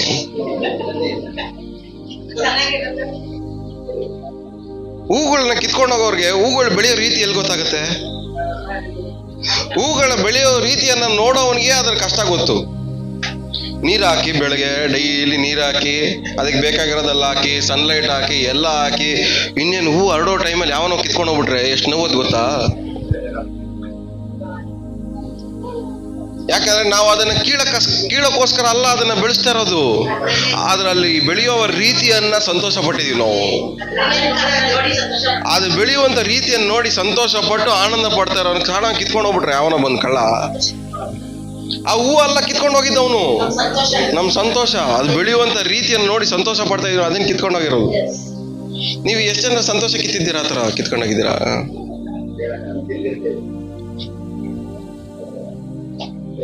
ಸೊ ಹೂಗಳ ಬೆಳೆಯೋ ರೀತಿ, ಹೂಗಳು ಕೀಳೋರ್ಗೆ ಗೊತ್ತಾಗಲ್ಲ ವ್ಯಾಲ್ಯೂ. ಪ್ರತಿಯೊಬ್ಬರು ಮನೆಯಲ್ಲೂ ಒಂದೊಂದು ಹೂ ಗಿಡ ಬೆಳೆಸ್ರಿ, ಆ ನೋವು ಗೊತ್ತಾಗತ್ತೆ. ಅದು ಬೆಳೆಯೋ ರೀತಿಯನ್ನ ನೀವು ಸ್ವಲ್ಪ ನೋಡ್ಬೇಕು. ಸ್ವಾಮಿ ಹೇಳಿದ್ಮೇಲೆ ನಾವೇನ್ ಮಾಡ್ಬೇಕು ಅದನ್ನ ಹೇಳ್ರಿ? ನೋಡ್ಲೇಬೇಕು. ಪ್ರತಿಯೊಬ್ಬರು ಮನೆಯಲ್ಲೂ ಒಂದು ಹೂ ಗಿಡ ಇಟ್ಕೊಳ್ಳಿ, ಒಂದು ಪಾಟಲ್ಲಿ ಮುಂದೆ ಇಟ್ಕೊಂಡು ಹೂ ಬೆಳೆಯೋ ರೀತಿಯನ್ನ ನೋಡ್ರಿ ಡೈಲಿ. ಅದು ಪ್ರಾಸೆಸ್ ನೋಡ್ರಿ ಸ್ವಲ್ಪ. ಒಂದೇ ದಿನದಲ್ಲಿ ಹೂ ಬಿಡಲ್ಲ, ಒಂದೇ ದಿನದಲ್ಲಿ ಬ್ಯೂಟಿಫುಲ್ ಆಗಿ ಆಗಲ್ಲ. ಅದಕ್ಕೆ ಎಷ್ಟೋ ಅವಶ್ಯಕತೆಗಳು ಇರ್ತವೆ. ಒಂದೇ ದಿನದಲ್ಲಿ ನಾವು ಒಳಗಡೆಯಿಂದ ಆನಂದವಾಗಿ, ಒಂದೇ ದಿನದಲ್ಲಿ ಒಳಗಡೆಯಿಂದ ಸಂತೋಷವಾಗಿ, ಸಮಾಧಾನವಾಗಿ, ನೆಮ್ಮದಿಯಾಗಿ ನಾವು ಒಂದೇ ದಿನದಲ್ಲಿ ನಾವು ಒಳಗಡೆಯಿಂದ ಇರಕ್ಕಾಗಲ್ಲ. ಒಳಗಡೆಯಿಂದ ನಾವು ಚೆನ್ನಾಗಿರ್ಬೇಕಂದ್ರೆ, ಬ್ಯೂಟಿಫುಲ್ ಆಗಿರ್ಬೇಕಂದ್ರೆ, ನಾವು ಅದಕ್ಕೆ ಬೇಕಾಗಿರುವಂತ ಅನೇಕ ವಿಷಯಗಳಿದೆ. ಅದು ಬೆಳೆಯುವಂತ ರೀತಿಯನ್ನ ನಾವು ನಮ್ಮ ಬ್ಯೂಟಿ ಅನ್ನೋದು ಒಳಗಡೆಯಿಂದ ಬರುವಂತದ್ದು. ಎಲ್ಲಿಂದ ಬರುವಂತದ್ದು ಹೇಳ್ರಿ? ಫಸ್ಟ್ ಹೂವು ಬರುತ್ತಾ ಇಲ್ಲ ಗಿಡ ಬೆಳೆಯುತ್ತಾ? ನಿಜಾನಾ? ಗಿಡನೆಲ್ಲ ಬೆಳೆಯೋದು, ಗಿಡ ಬೆಳೆಯುತ್ತೆ, ಆಮೇಲೆ ಚಿಗುರುತ್ತೆ, ಆಮೇಲೆ ಹಂಗೆ ಹಂಗೆ ಹಂಗೆ ಲಾಸ್ಟ್ ಸ್ಟೇಜ್ಗೆ ಬ್ಯೂಟಿಫುಲ್ ಆಗಿ ಕಾಣುತ್ತೆ. ಯಾವ ಸ್ಟೇಜ್ ಬ್ಯೂಟಿಫುಲ್ ಕಾಣುತ್ತೆ ಹೇಳ್ರಿ? ಲಾಸ್ಟ್ ಸ್ಟೇಜಿಗೆ ಬ್ಯೂಟಿಫುಲ್ ಆಗಿ ಕಾಣುತ್ತೆ. ಆದ್ರೆ ಲಾಸ್ಟ್ ಸ್ಟೇಜ್ಗೂ ಫಸ್ಟ್ ಸ್ಟೇಜ್ಗೂ ಸೆಂಟ್ರಲ್ಲಿ ಒಂದು ಪ್ರಾಸೆಸ್ ಇದೆ. ಆ ಪ್ರಾಸೆಸ್ಗೆ ನಾವು ಏನ್ ಮಾಡಕ್ ಆಗಲ್ಲ ಹೇಳ್ರಿ? ಬೆಲೆ ಕಟ್ಟಕ್ಕೆ ಆಗಲ್ಲ. ಬಟ್ ನಾವು ಬ್ಯೂಟಿಫುಲ್ ಆಗಿ ಕಾಣ್ಬೇಕಂದ್ರೆ, ನಮ್ಮ ಸ್ಟಾರ್ಟಿಂಗು ನಮ್ಮ ಎಂಡಿಂಗು ಚೆನ್ನಾಗಿರ್ಬೇಕಂದ್ರೆ ಸೆಂಟ್ರಲ್ ಒಂದು ಪ್ರಾಸೆಸ್ ಇದೆ. ನಾವು ಬೆಳೆಯುವಂತ ಒಂದು ವಿಧಾನ ಇದೆ.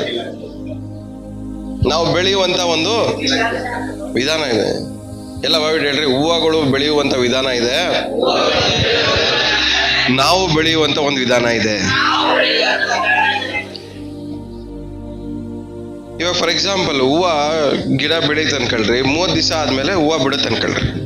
ಈ 30 days ಅಲ್ಲಿ ಒಂದು ಬೆಳೆಯುವಂತ ವಿಧಾನ ಇದೆ. ಅದು ಏನೇನ್ ಬೇಕೋ ಅದೆಲ್ಲ ಏನ್ ಮಾಡ್ಬೇಕು? ನಾವು ಒದಗಿಸ್ಬೇಕು. ಒಂದೇ ದಿನದಲ್ಲಿ ಹೂವು ಬೆಳೆಯಲ್ಲ. ಸೊ ನಾವು ಇವತ್ತು ಸ್ಟಾರ್ಟ್ ಮಾಡಿದ್ರೆ ಅನ್ಕೊಳ್ಳಿ, 30 ದಿವಸಕ್ಕೆ ನಾವು ಸಂತೋಷವಾಗಿ ಇರ್ಬೇಕಂತ ಡಿಸೈಡ್ ಮಾಡಿದ್ರೆ, ಆ 30 ದಿವಸದಲ್ಲಿ ನಾವೇನ್ ಮಾಡ್ಬೇಕು ಹೇಳ್ರಿ? ಆ ಸಂತೋಷವಾಗಿ ಇರ್ಬೇಕಾಗಿರುವಂತ ಎಲ್ಲಾ ವಿಚಾರಗಳನ್ನ ನಾವೇನ್ ಮಾಡ್ಬೇಕು? ತಿಳ್ಕೋಬೇಕು, ತಗೋಬೇಕು, ಮಾಡ್ಬೇಕು. ಹಂಗೆ ಮುಂದೆ ಓದಿ.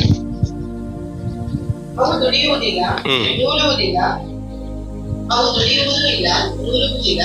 ಆದರೂ ಅವುಗಳೊಳಗೆ ಒಂದಕ್ಕಿರುವ ಅಷ್ಟು ಅಲಂಕಾರವು ಅರಸನಾದ ಸೊಲೊಮೋನನಿಗೆ ಸಹ ಅವನು ತನ್ನ ಸಕಲ ವೈಭವದಿಂದ ಇರುವಾಗಲೂ ಇರಲಿಲ್ಲವೆಂದು ನಿಮಗೆ ಹೇಳುತ್ತೇನೆ.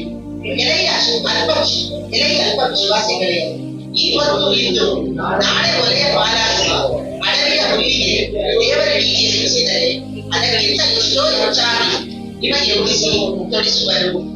ಏನು ಊಟ ಮಾಡಬೇಕು, ಏನು ಕುಡಿಯಬೇಕು ಎಂದು ಕವಗ ಪಡಬೇಡಿ ಮತ್ತು ಅನುಮಾನ ಪಡಬೇಡಿ.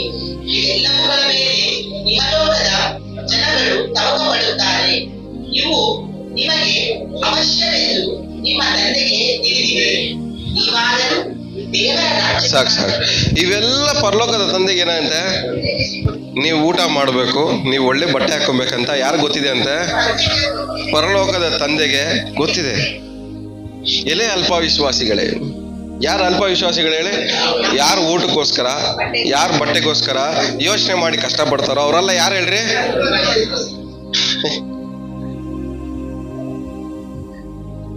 ಬಟ್ಟೆಗೋಸ್ಕರ ಮಾತ್ರ ಕೆಲಸ ಮಾಡೋರು, ಊಟಕ್ಕೋಸ್ಕರ ಮಾತ್ರ ಕೆಲಸ ಮಾಡೋರು ಎಲ್ಲ ದೇವ್ರ ದೃಷ್ಟಿಯಲ್ಲಿ ಅಲ್ಪ ವಿಶ್ವಾಸಿಗಳು.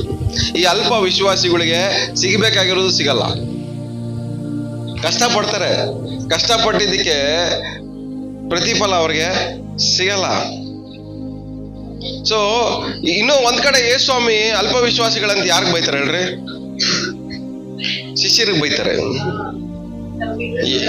ಯಾವ ಟೈಮಲ್ಲಿ ಬೈತಾರೆ? ಅಲೆಗಳು ಬರ್ಬೇಕಾದ್ರೆ ಬೈತಾರೆ,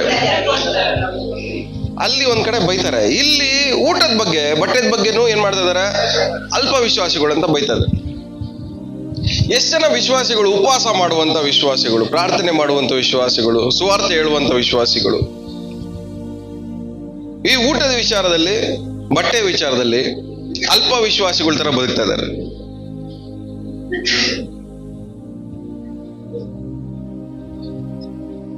ಚಿಂತೆ ಮಾಡಿ ಮಾಡಿ ಮಾಡಿ ಮಾಡಿ ಮಾಡಿ ಚಿಂತೆ ಮಾಡಿ ಮಾಡಿ ಮಾಡಿ ಮಾಡಿ ದೇವ್ರ ಮೇಲೆ ನಂಬಿಕೆ ಇಲ್ದಂಗೆ ಆಗ್ಬಿಟ್ಟಿದೆ ನಮ್ಗೆ. ಆದ್ರೆ ನಾವು ಹೇಳ್ತೀವಿ ದೇವ್ರ ಮೇಲೆ ನನ್ನ ನಂಬಿಕೆ ಇದೆ ಅಂತ. ದೇವ್ರ ಮೇಲೆ ನಂಬಿಕೆ ಇದ್ರೆ ಇದ್ರ ಬಗ್ಗೆ ಏನ್ ಮಾಡ್ಬಾರ್ದು ಹೇಳ್ರಿ? ಚಿಂತೆನೆ ಮಾಡಬಾರ್ದು, ಯೋಚನೆ ಮಾಡಬಾರ್ದು. ಇದ್ರ ಬಗ್ಗೆ ನಾವೇನ್ ಮಾಡಬಾರ್ದು? ಚಿಂತೆನೂ ಮಾಡಬಾರ್ದು, ಯೋಚನೆ ಮಾಡಬಾರ್ದು.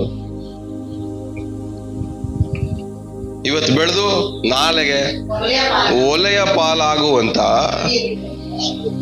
ಈ ಹುಲ್ಲಿಗೆ ದೇವ್ರು ಇಷ್ಟೊಂದು ಪ್ರಾಮುಖ್ಯತೆಯನ್ನು ಕೊಡ್ಬೇಕಾದ್ರೆ ನೀವು ಅದಕ್ಕಿಂತ ಹೆಚ್ಚಿನವರಾಗಿದ್ದೀರ. ಅದಕ್ಕಿಂತ ಹೆಚ್ಚಾಗಿ ದೇವರು ನಿಮ್ಮನ್ನ ಏನ್ ಮಾಡ್ತಾರಂತೆ? ಉಡಿಸಿ ತೊಡಿಸ್ತಾರೆ. ಎಲ್ಲ ಬಾವಿಟ್ಟು ಹೇಳ್ರಿ, ದೇವರು ನನಗೆ ಬೆಸ್ಟ್ ಆಗಿರೋದನ್ನ ಉಡಿಸಿ ತೊಡಿಸ್ತಾರೆ. ಇದ್ರ ಬಗ್ಗೆ ಯೋಚನೆ ಮಾಡುವಂತ ಅವಶ್ಯಕತೆ ಇಲ್ಲ. ನನ್ನ ಮಕ್ಕಳು ಏನ್ ತಿನ್ಬೇಕು, ನನ್ನ ಮಕ್ಕಳು ಏನ್ ಬಟ್ಟೆ ಹಾಕೊಬೇಕು, ನಾನು ಹಾಲು ಹಾಕಿದ್ರೆ ನನ್ನ ಮಗನಿಗೆ ಬಟ್ಟೆ ಸಿಗೋದು, ನಾನು ಕುರಿ ಮೇಯಿಸಿದ್ರೇನೆಲ್ಲ ನನ್ನ ಮಕ್ಕಳಿಗೆ ಊಟ ಹಾಕಕ್ಕಾಗೋದು. ಹೇಳ್ರಿ, ಇದೆಲ್ಲ ಪರಲೋಕದ ತಂದೆಗೆ ಗೊತ್ತು. ಇದೆಲ್ಲ ಯಾರು ಗೊತ್ತು ಹೇಳ್ರಿ? ಪರಲೋಕದ ತಂದೆಗೆ ಗೊತ್ತು. ಆದ್ರೆ ನೀವು ಕೆಲಸ ಮಾಡೋದು ಇದಕ್ಕೋಸ್ಕರ ಮಾಡಬೇಡ್ರಿ. ಇದನ್ನ ದೇವ್ರು ಕಾಪಾಡ್ತಾರೆ, ದೇವ್ರು ನೋಡ್ತಾರೆ. ನಿಮ್ಗೆ ಬೆಸ್ಟ್ ಆಗಿರೋದು ದೇವ್ರು ಏನ್ ಮಾಡ್ತಾರೆ? ನಿಮಗೆ ಉಡಿಸಿ ತೊಡಿಸ್ತಾರೆ, ಬೆಸ್ಟ್ ಆಗಿರುವಂತ ಊಟ ಕೊಡ್ತಾರೆ, ಬೆಸ್ಟ್ ಆಗಿರುವಂತ ಬಟ್ಟೆಗಳನ್ನ ಉಡಿಸಿ ದೇವ್ರು ನಿಮ್ಮನ್ನ ಏನ್ ಮಾಡ್ತಾರೆ? ಅಂದ ಚಂದ ನೋಡ್ತಾರೆ. ಒಂದು ಹೂವಕ್ಕೆ ದೇವ್ರು ಅಷ್ಟು ಚೆನ್ನಾಗಿ ಬೆಳೆಸಿ ಅದನ್ನ ಅಂದ ಚಂದವನ್ನ ದೇವ್ರು ನೋಡ್ಬೇಕಾದ್ರೆ ಅದಕ್ಕಿಂತ ನಾವೇನಾಗಿದ್ದೀವಿ? ಹೆಚ್ಚಿನವರಾಗಿದ್ದೀವಿ, ಶ್ರೇಷ್ಠವಾಗಿದ್ದೀವಿ. ನಮ್ಮನ್ನ ಎಷ್ಟು ಅಂದ ಚಂದವಾಗಿ ದೇವ್ರು ನೋಡ್ಬೇಕಂತ ದೇವ್ರು ಇಷ್ಟಪಡ್ತಾರೆ. ಒಂದ್ಸರಿ ಯೋಚನೆ ಮಾಡಿ ನೋಡಿ. ಒಂದು ಹೂವನ್ನ ಬೆಳೆಸಿ ಅಷ್ಟು ಬ್ಯೂಟಿನ ಅಂದನ ದೇವ್ರು ಏನ್ ಮಾಡ್ತಾ ಇದಾರೆ? ಹೂವನ್ನ ಬೆಳೆಸಿ ಅದನ್ನ ಅಡ್ಮೈರ್ ಮಾಡ್ತಾ ಇದಾರೆ, ಎಷ್ಟು ಬ್ಯೂಟಿಫುಲ್ ಆಗಿದೆ ಅಂತ ಹೊಗಳ್ತಾ ಇದಾರೆ ದೇವ್ರು. ಒಂದು ಹೂವನ್ನ ಅಡ್ಮೈರ್ ಮಾಡ್ತಾ ಇದಾರೆ. ಒಂದು ಹೂವನ್ನ ಬೆಳೆಸಿ ವಾವ್ ಎಷ್ಟು ಬ್ಯೂಟಿಫುಲ್ ಆಗಿದೆ ಅನ್ಬೇಕಾದ್ರೆ ದೇವ್ರು ಹೇಳ್ತಾರೆ, ನೀವು ಅದಕ್ಕಿಂತ ಏನಾಗಿದ್ದೀರಾ? ಹೆಚ್ಚಿನಾಗಿದ್ದೀರ. ನಿಮಗೆ ಇನ್ನೂ ಹೆಚ್ಚಾಗಿ ಬ್ಯೂಟಿಫುಲ್ ಆಗಿ ದೇವ್ರು ಏನ್ ಮಾಡ್ತಾರೆ? ನಿಮಗೆ ಉಡಿಸಿ ತೊಡಿಸಿ ವಾವ್ ಎಷ್ಟು ಚೆನ್ನಾಗಿದೆ ಅಂತ ದೇವ್ರು ಏನ್ ಮಾಡ್ತಾರೆ? ನಮ್ಮನ್ನ ಖುಷಿ ಪಡ್ತಾರೆ. ಆದ್ರೆ ನಾವು ಬರೀ ಊಟಕ್ಕೋಸ್ಕರ ಬಟ್ಟೆಗೋಸ್ಕರ ಕಷ್ಟಪಟ್ಟು ಒಳಗಡೆ ಫುಲ್ ಬಾಡೋಗಿ ಕೂತಿದೀವಿ.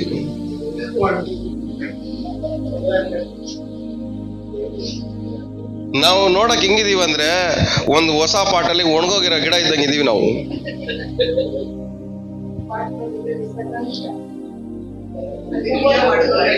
ಹೊಸ ಪಾಟಲ್ಲಿ ಒಣಗೋಗಿರೋ ಗಿಡ ಇದ್ದಂಗೆ.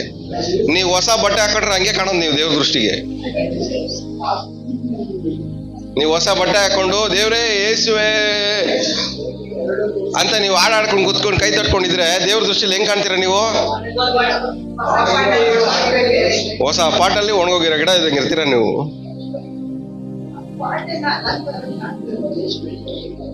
ಒಳಗಡೆ ಎಲ್ಲ ಒಣಗೋಗಿರುತ್ತೆ. ನೆಮ್ಮದಿ ಒಣಗೋಗಿದೆ, ಸಮಾಧಾನ ಒಣಗೋಗಿದೆ, ಸಂತೋಷ ಒಣಗೋಗಿದೆ. ಜೀವನಕ್ಕೆ ಬೇಕಾಗಿರೋ ಎಲ್ಲ ಸಾರಾಂಶಗಳು ಎಲ್ಲ ಏನಾಗ್ಬಿಟ್ಟಿದಾವೆ? ಎಲ್ಲ ಒಣಗೋಗ್ಬಿಟ್ಟಿದೆ.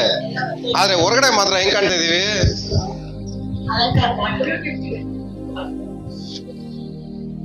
ಒಂದು ಪಾಟ್ ಅಂದ್ರೆ ಅದ್ರ ಲೆಕ್ಕ ಏನು?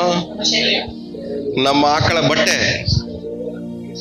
ಪಾಟ್ ಇಂದ ಅಲ್ಲ ಗಿಡ ಬೆಳೆಯೋದು. ಸ್ವಲ್ಪ ಜನಕ್ಕೆ ಪಾಟ್ ಮಾತ್ರ ಬ್ಯೂಟಿಫುಲ್ ಆಗಿರ್ಬೇಕು, ಗಿಡ ಹೆಂಗಾದ್ರೂ ಇರ್ಲಿ.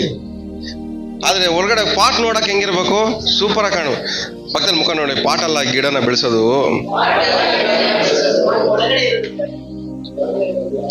ಸೊ ನಾವು ಆಕಳ ಬಟ್ಟೆ ಅಲ್ಲ ನಮ್ಮನ್ನು ಬೆಳೆಸೋದು, ನಾವು ತಿನ್ನೋ ಊಟ ಅಲ್ಲ ನಮ್ಮನ್ನು ಬೆಳೆಸೋದು. ನಿಮಗೆ ತಲೆಗೆ ಹೋಗ್ತಾ ಇದೆಯಲ್ಲ ಗೊತ್ತಿಲ್ಲ. ಏನಾದ್ರು ಕಲಿತಾ ಇದ್ದೀರಾ? ನಿಮಗೆ ಏನ್ ಹೇಳ್ಕೊಡ್ಬೇಕು ಅನ್ಕೋತೀನಂದ್ರೆ,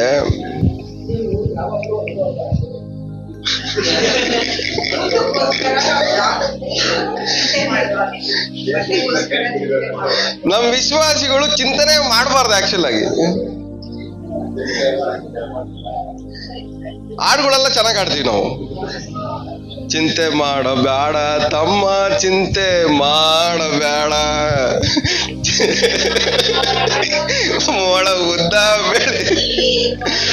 ಸೊ ಎಲ್ಲ ಹಾಡುಗಳೆಲ್ಲ ಚೆನ್ನಾಗಿ ಆಡಿ ಸೂಪರ್ ಆಗಿ ಆಡ್ತೀವಿ. ಬಟ್ ಯೇಸು ಸ್ವಾಮಿ ಹೇಳಿದ ಮಾತನ್ನ ಮಾತ್ರ ನಾವೇನ್ ಮಾಡಲ್ಲ?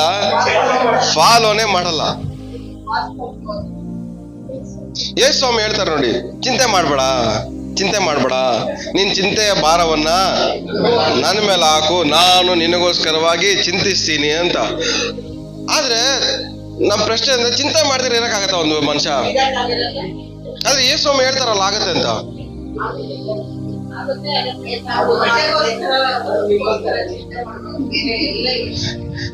ಈ ವಾಕ್ಯ, ಇದೊಂದು ವಾಕ್ಯ ಇದೆ ನೋಡಿ, ಚಿಂತೆ ಮಾಡ್ಬೇಡ, ಚಿಂತೆ ನನ್ ಮೇಲೆ ಹಾಕು ಅಂತ. 7 ವರ್ಷಕ್ಕೆ ಮುಂಚೆ ಒಂದು ಯೋಚನೆ ಮಾಡಿದೆ, ಚಿಂತೆ ಮಾಡ್ದಿರ ಇರೋದು ಹೆಂಗೆ ಅಂತ ಚಿಂತೆ ಮಾಡೋದು ಅಂತ.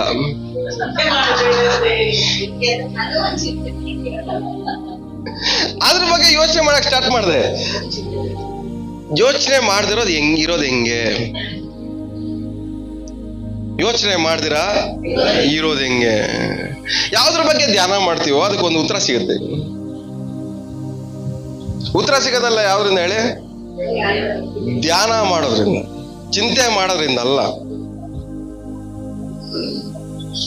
ಹಗಲಿರುಳು ಧ್ಯಾನ ಮಾಡುವವನು ನೀರಿನ ಬಳಿಯಲ್ಲಿ ಬೆಳೆದಿರುವ ಮರದಾಗಿದೆ. ಯಾರು ಹೇಳಿ? ಧ್ಯಾನ ಮಾಡೋವನು, ಚಿಂತೆ ಮಾಡೋನಲ್ಲ. ಚಿಂತೆ ಮಾಡೋವನು ಸಾರಾ ಡೆಸರ್ಟ್ ಅಲ್ಲಿ ಒಣಗೋಗಿರುವಂತ ಗಿಡದಾಗಿರುವನು. ಚಿಂತೆ ಮಾಡುವವನು ಒಣಗೋಗಿರುವಂತ ಗಿಡದಾಗಿರುವನು. ಆದ್ರೆ ಧ್ಯಾನ ಮಾಡುವವನು ನೀರಿನ ಕಾಲುವೆಗಳ ಬಳಿಯಲ್ಲಿ ಬೆಳೆದಿರೋ ಮರದಾಗಿರುವನು. ಚಿಂತೆ ಮಾಡುವವನು ಒಣಗೋಗಿರುವಂತ ಗಿಡದಾಗಿರುವನು. ನೀವ್ ಯಾರು? ಚಿಂತೆ ಮಾಡೋರ, ಧ್ಯಾನ ಮಾಡೋರ?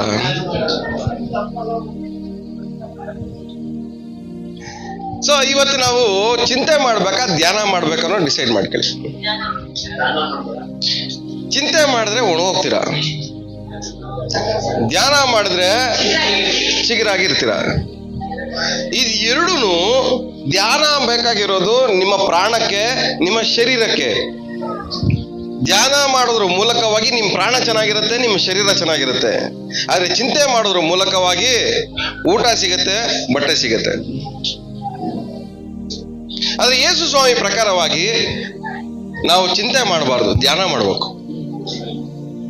ಚಿಂತೆ ಮಾಡಬಾರ್ದು, ಧ್ಯಾನ ಮಾಡ್ಬೇಕು.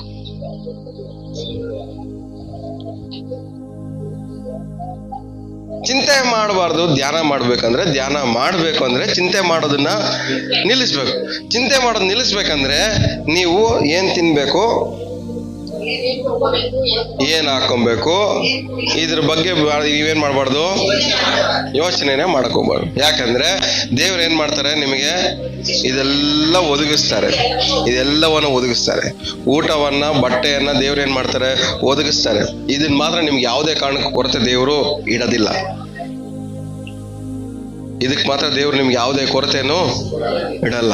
ಎಷ್ಟು ಜನ ನಂಬ್ತಾ ಇದೀರಾ? ನಿಮ್ ಮಕ್ಳು ಏನ್ ತಿನ್ಬೇಕು, ನಿಮ್ ಮಕ್ಳು ಏನ್ ಬಟ್ಟೆ ಹಾಕೋಬೇಕಂತ ನೀವು ಯೋಚನೆ ಮಾಡಕ್ ಹೋಗ್ಬೇಡ್ರಿ.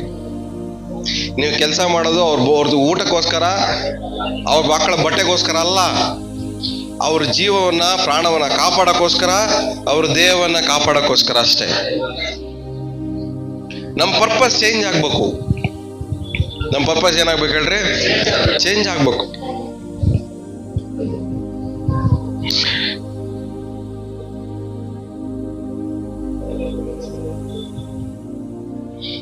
ಕೀರ್ತನೆ 23ನೇ ಅಧ್ಯಾಯ ಓದ್ಕೊಂಡ್ ಬಂದ್ರೆ ಲಾಸ್ಟ್ ವಾಕ್ಯದಲ್ಲಿ, ಇದು ಎಲ್ಲರಿಗೂ ಗೊತ್ತಿರೋದೆ. ಲಾಸ್ಟ್ ವಾಕ್ಯ ಎಷ್ಟು ಜನ ಗೊತ್ತು? ಹಂಗೆ ಹೇಳ್ರಿ. ನಿಶ್ಚಯವಾಗಿ, ನಿಶ್ಚಯವಾಗಿ, ನಿಶ್ಚಯವಾಗಿ ಅಂದ್ರೆ ಅರ್ಥ ಹೇಳ್ರಿ? ಖಂಡಿತವಾಗಿ, ಖಂಡಿತವಾಗಿ, ಖಂಡಿತವಾಗಿ ನನ್ನ ಜೀವ, ನಿಶ್ಚಯವಾಗಿ ನಾನು ತಿನ್ನುವಂತ ಕಾಲವೆಲ್ಲ ಅಲ್ಲ, ನಿಶ್ಚಯವಾಗಿ ನನಗೆ ಊಟ ಸಿಗುವಂತ ಕಾಲವೆಲ್ಲ ಅಲ್ಲ, ನನ್ನ ಜೀವಮಾನವೆಲ್ಲ. ನಿಮ್ ಪ್ರಾಣವನ್ನ ನೀವು ಕಾಪಾಡ್ಕೊಳ್ಳೋವರೆಗೂ, ನಿಶ್ಚಯವಾಗಿ ನಿಮ್ಮ ಪ್ರಾಣವನ್ನ ಕಾಪಾಡ್ಕೊಳ್ಳೋವರೆಗೂ ನಿಮಗೇನ್ ಬರ್ತಾ ಇರುತ್ತೆ? ಶುಭ ಕೃಪೆ. ಶುಭ ಕೃಪೆ ಯಾರಿಗೆ ಬರುತ್ತೆ ಹೇಳಿ? ಯಾರು ನಿಂಬಾಲಿಸುತ್ತೆ? ಯಾರು ತನ್ನ ಪ್ರಾಣವನ್ನ ಕಾಪಾಡ್ಕೊಂತಾನೆ ಅವನ ಹಿಂದ್ಗಡೆ ಶುಭ ಕೃಪೆ ಬರುತ್ತೆ. ತಿಂದು ತಿಂದು ಹಾಳಾಗೋನಲ್ಲ, ಪ್ರಾಣವನ್ನ ಕಾಪಾಡ್ಕೊಳ್ಳುವವನ ಹಿಂದೆ ಶುಭ ಕೃಪೆ ಬರುತ್ತೆ. ಆದ್ರೆ ನಾವು ಸಿಂಪಲ್ ಆಗಿ ಓದ್ತೀವಿ, ದೇವ ಶುಭವು ಕೃಪೆಯು ನಿನ್ನ ಹಿಂಬಾಲಿಸುತ್ತೆ. ಯಾರನ್ನ ಹಿಂಬಾಲಿಸುತ್ತೆ? ತಿನ್ನಕ್ಕೋಸ್ಕರ ಯೋಚನೆ ಮಾಡೋ ಹಿಂದೆಗಡೆ ಬರುತ್ತೆ, ಹಿಂಬಾಲಿಸುತ್ತೆ. ತಿನ್ನಕ್ಕೋಸ್ಕರ ಯೋಚನೆ ಮಾಡೋ ಹಿಂದೆಗಡೆ ಶುಭ ಕೃಪೆ ಹಿಂಬಾಲಿಸಲ್ಲ. ಅವನ ಪ್ರಾಣವನ್ನ ಕಾಪಾಡ್ಕೊಳ್ಳೋದ್ರ ಬಗ್ಗೆ ಯೋಚನೆ ಮಾಡೋನು ಹಿಂದೆಗಡೆ ಮಾತ್ರ ಶುಭ ಕೃಪೆ ಹಿಂಬಾಲಿಸೋದು. ಏನ್ ತಿನ್ಬೇಕು, ಏನ್ ಬಟ್ಟೆ ಹಾಕೋಬೇಕು, ಏನ್ ಮಾಡ್ಬೇಕು ಅನ್ನೋದ್ರ ಯೋಚನೆ ಮಾಡೋನು ಹಿಂದೆಗಡೆ ಶುಭ ಕೃಪೆ ಹಿಂಬಾಲಿಸಲ್ಲ. ನಿಶ್ಚಯವಾಗಿ ನನ್ನ ಜೀವಮಾನವೆಲ್ಲ, ನನ್ನ ಜೀವ ಇರೋವರೆಗೂ, ನನ್ನ ಪ್ರಾಣ ನಾನು ಕಾಪಾಡ್ಕೊಳ್ಳೋವರೆಗೂ, ನನ್ನ ಜೀವ ನನ್ನ ಕೈಯಲ್ಲಿ ಇರೋವರೆಗೂ ನನ್ನ ಹಿಂದ್ಗಡೆ ನನ್ನ ಶುಭ ಕೃಪೆ ಹಿಂಬಾಲಿಸುತ್ತೆ. ನಿಮ್ಮ ಜೀವವನ್ನ ಕಾಪಾಡ್ಕೊಳ್ಳೋದಿರೋವರೆಗೂ ನಿಮ್ಮ ಹಿಂದ್ಗಡೆ ಶುಭ ಕೃಪೆಯು ನಿಮ್ಮನ್ನು ಹಿಂಬಾಲಿಸ್ತಾನೆ ಇರುತ್ತೆ. ಆದ್ರೆ ಮಾಡ್ಬೇಕಾಗಿರೋದು ಒಂದೇ, ನಿಮ್ಮ ಜೀವನ ಏನ್ ಮಾಡ್ಬೇಕು? ನೀವು ಕಾಪಾಡ್ಕೋಬೇಕು. ನಿಮ್ಮ ಪ್ರಾಣವನ್ನು ನೀವು ಕಾಪಾಡ್ಕೋಬೇಕು. ನಿಮ್ಮ ಪ್ರಾಣವನ್ನು ನೀವೇನ್ ಮಾಡ್ಬೇಕು? ನಿಶ್ಚಯವಾಗಿ ಶುಭವು ಕೃಪೆ ನಮ್ಮನ್ನ ಏನ್ ಮಾಡುತ್ತೆ? ಹಿಂಬಾಲಿಸಿ. ಕೀರ್ತನೆ 27ನೇ ಅಧ್ಯಾಯ 1ನೇ ವಾಕ್ಯ ಓದ್ಕೊಂಡು. ಇಷ್ಟೊತ್ತೆಲ್ಲ ಹೇಳಿದ್ದೆಲ್ಲ ಏನಕ್ಕೆ ಅಂದ್ರೆ ನಿಮ್ಗೊಂದು ಫೌಂಡೇಶನ್, ಇದು ಅರ್ಥ ಆಗ್ಲೇಬೇಕು ಅನ್ನೋದಕ್ಕೋಸ್ಕರ ನಿಮಗೆ ಒತ್ತಿ ಒತ್ತಿ ಒತ್ತಿ ಇಷ್ಟೊತ್ತು ಹೇಳಿದ್ದು. ಮುಂದೆ ಹಂಗೆ ಓದ್ಕೊಳ್ಳೋಣ. ಯೆಹೋವನು ನನಗೆ ಬೆಳಕು, ರಕ್ಷಕನು ಆಗಿದ್ದಾನೆ. ನಾನು ಯಾರಿಗೆ ಭಯಪಟ್ಟೇನು? ಯೆಹೋವನು ನನ್ನ ಪ್ರಾಣದ ಆಧಾರನು. ನಾನು ಯಾರಿಗೆ ಹೆದರೇನು? ಯಾರಿಗೆ ಹೆದರ್ಕೋಬೇಕು ಹೇಳ್ರಿ? ಏನಕ್ಕೆ ನಾವು ಭಯ ಪಡ್ತೀವಿ ಹೇಳ್ರಿ? ಫ್ಯೂಚರ್ ನೋಡಿ ಏನಕ್ಕೋಸ್ಕರ ಭಯ ಪಡ್ತೀವಿ? ಫ್ಯೂಚರ್ ನಾನು ತಿನ್ನಕ್ ಊಟ ಇಲ್ಲ ಅಂದ್ರೆ ಏನ್ ಮಾಡೋದು? ಫ್ಯೂಚರ್ ನನ್ಗೆ ಹಾಕೊಳಕ್ ಬಟ್ಟೆ ಇಲ್ಲ ಅಂದ್ರೆ ಏನ್ ಮಾಡೋದು? ಫ್ಯೂಚರ್ ನನ್ಗೆ ಇರಕ್ ಜಾಗ ಇಲ್ಲ ಅಂದ್ರೆ ಏನ್ ಮಾಡೋದು? ಇದೇ ತಾನೇ ನಮ್ಗೆ ಯೋಚನೆ ಮಾಡೋದು. ಇದಕ್ಕೆ ತಾನೇ ಭಯ ಬರೋದು ನಿಮ್ಗೆ. ಇದನ್ ಬಿಟ್ರೆ ಬೇರೆ ಭಯ ಏನಿದೆ? ಭಯ ನಿಮ್ಗೆ ಹೇಳ್ರಿ, ಓಲಿ ಹೇಳ್ರಿ. ಇದನ್ ಬಿಟ್ರೆ ನಿಮ್ಗೆ ಬೇರೆ ಏನಿದೆ ಭಯ? ನಿಮ್ ಫ್ಯೂಚರ್ ಬಗ್ಗೆ ಯೋಚನೆ ಮಾಡಿದ್ರೆ ನಿಮ್ಗೆ ಏನ್ ಭಯ ಬರುತ್ತೆ? ಫ್ಯೂಚರ್ ನನ್ ಕೆಲಸ ಇಲ್ಲ ಅಂದ್ರೆ ಊಟ ಯಾರು ಹಾಕ್ತಾರೆ? ಫ್ಯೂಚರ್ ನನ್ ಕೆಲಸ ಇಲ್ಲ ಅಂದ್ರೆ ನನ್ಗೆ ಯಾರು ಬಟ್ಟೆ ಕೊಡ್ತಾರೆ? ಫ್ಯೂಚರ್ ನನಗೆ ಕೆಲಸ ಇಲ್ಲ ಅಂದ್ರೆ, ಕಾರ್ಯಗಳು ಇಲ್ಲ ಅಂದ್ರೆ ನನಗಿರೋ ಜಾಗ ಎಲ್ಲಿ ಸಿಗತ್ತೆ?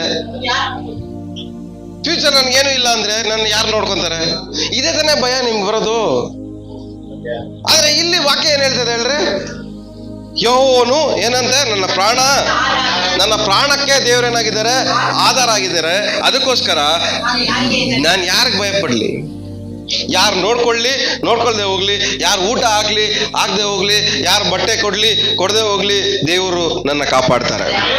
ನನ್ನ ಪ್ರಾಣವನ್ನ ಕಾಪಾಡುವಂತ ಜವಾಬ್ದಾರಿ ದೇವ್ರದು.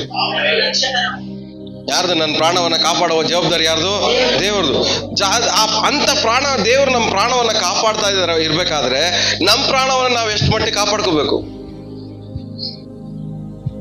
ಅದಕ್ಕೆ ಯೇಸು ಹೇಳ್ತಾರೆ ನೋಡ್ರಿ, ನೀನು ಹೋಗಿ ಬಾಗಿಲನ್ನು ಮುಚ್ಚಿಕೊಂಡು ಅಂತರಂಗದಲ್ಲಿರುವ ನಿಮ್ಮ ತಂದೆಗೆ ಪ್ರಾರ್ಥನೆ ಮಾಡು. ಅಂತರಂಗದಲ್ಲಿ ನಡೆಯುವುದನ್ನ ನೋಡುವ ನಿನ್ನ ತಂದೆಯು ನಿನಗೆ ಪ್ರತಿಫಲ. ಅಂತರಂಗದಲ್ಲಿ ಏನಿದೆ? ಅಂತರಂಗದಲ್ಲಿ ನಿನ್ನೆ ಮೊನ್ನೆ ತಿಂದಿದ್ದು ಊಟ ಏನಾದ್ರು ಇದೆಯಾ ಒಳಗಡೆ? ನಿನ್ನೆ ತಿಂದಿದ್ ರಾಗಿ ಮುದ್ದೆ ಏನಾದ್ರು ಇದೆಯಾ ಒಳಗಡೆ ಅಂತರಂಗದಲ್ಲಿ? ಅದನ್ನ ನೋಡ್ಬೇಕಾ? ನಿನ್ನೆ ಏನ್ ತಿಂದ್ರಿ, ಮೊನ್ನೆ ಏನ್ ತಿಂದ್ರಿ, ಅದಕ್ಕೆ ಮುಂದೆ ಏನ್ ತಿಂದ್ರಿ, ಹೋದ್ ವಾರ ಏನ್ ತಿಂದ್ರಿ, ಇದನ್ನ ನೋಡ್ಬೇಕಾ? ದೇವರು ಏನಾದ್ರು ಇದು ಮಾಡ್ಬೇಕಾ? ಏನಿದೆ ಅಂತರಂಗದಲ್ಲಿ? ಅಂತರಂಗದಲ್ಲಿ ಊಟ ಅಲ್ಲ ದೇವ್ರು ನೋಡ್ತಾ ಇರೋದು. ಅಂತರಂಗದಲ್ಲಿ ಊಟಕ್ಕೆ ಮೀರಿ ಒಂದಿದೆ ಒಳಗಡೆ. ನಿಮ್ ಪ್ರಾಣಕ್ಕೆ ಒಂದು ವಿಷಯಗಳು ನಡೀತಾ ಇದೆ ಒಳಗಡೆ ನಿಮ್ಮ ಅಂತರಂಗದಲ್ಲಿ. ಇನ್ನೊಂದ್ ಕಡೆ ಯೇಸ್ವಾಮಿ ಹೇಳ್ತಾರೆ, ಮನುಷ್ಯ ಹೊರಗ ಭಾಗ ನೋಡ್ತಾನೆ, ದೇವ್ರ ಅಂತರಂಗ ನೋಡ್ತಾರೆ. ಆದ್ರೆ ನೀವೇನ್ ಬಟ್ಟೆ ಹಾಕೊಂಡಿದೀರ ಅಂತಲ್ಲ ದೇವ್ರು ನೋಡಲ್ಲ. ಯಾಕಂದ್ರೆ ಅದು ಅವಶ್ಯಕತೆನಿಲ್ಲ.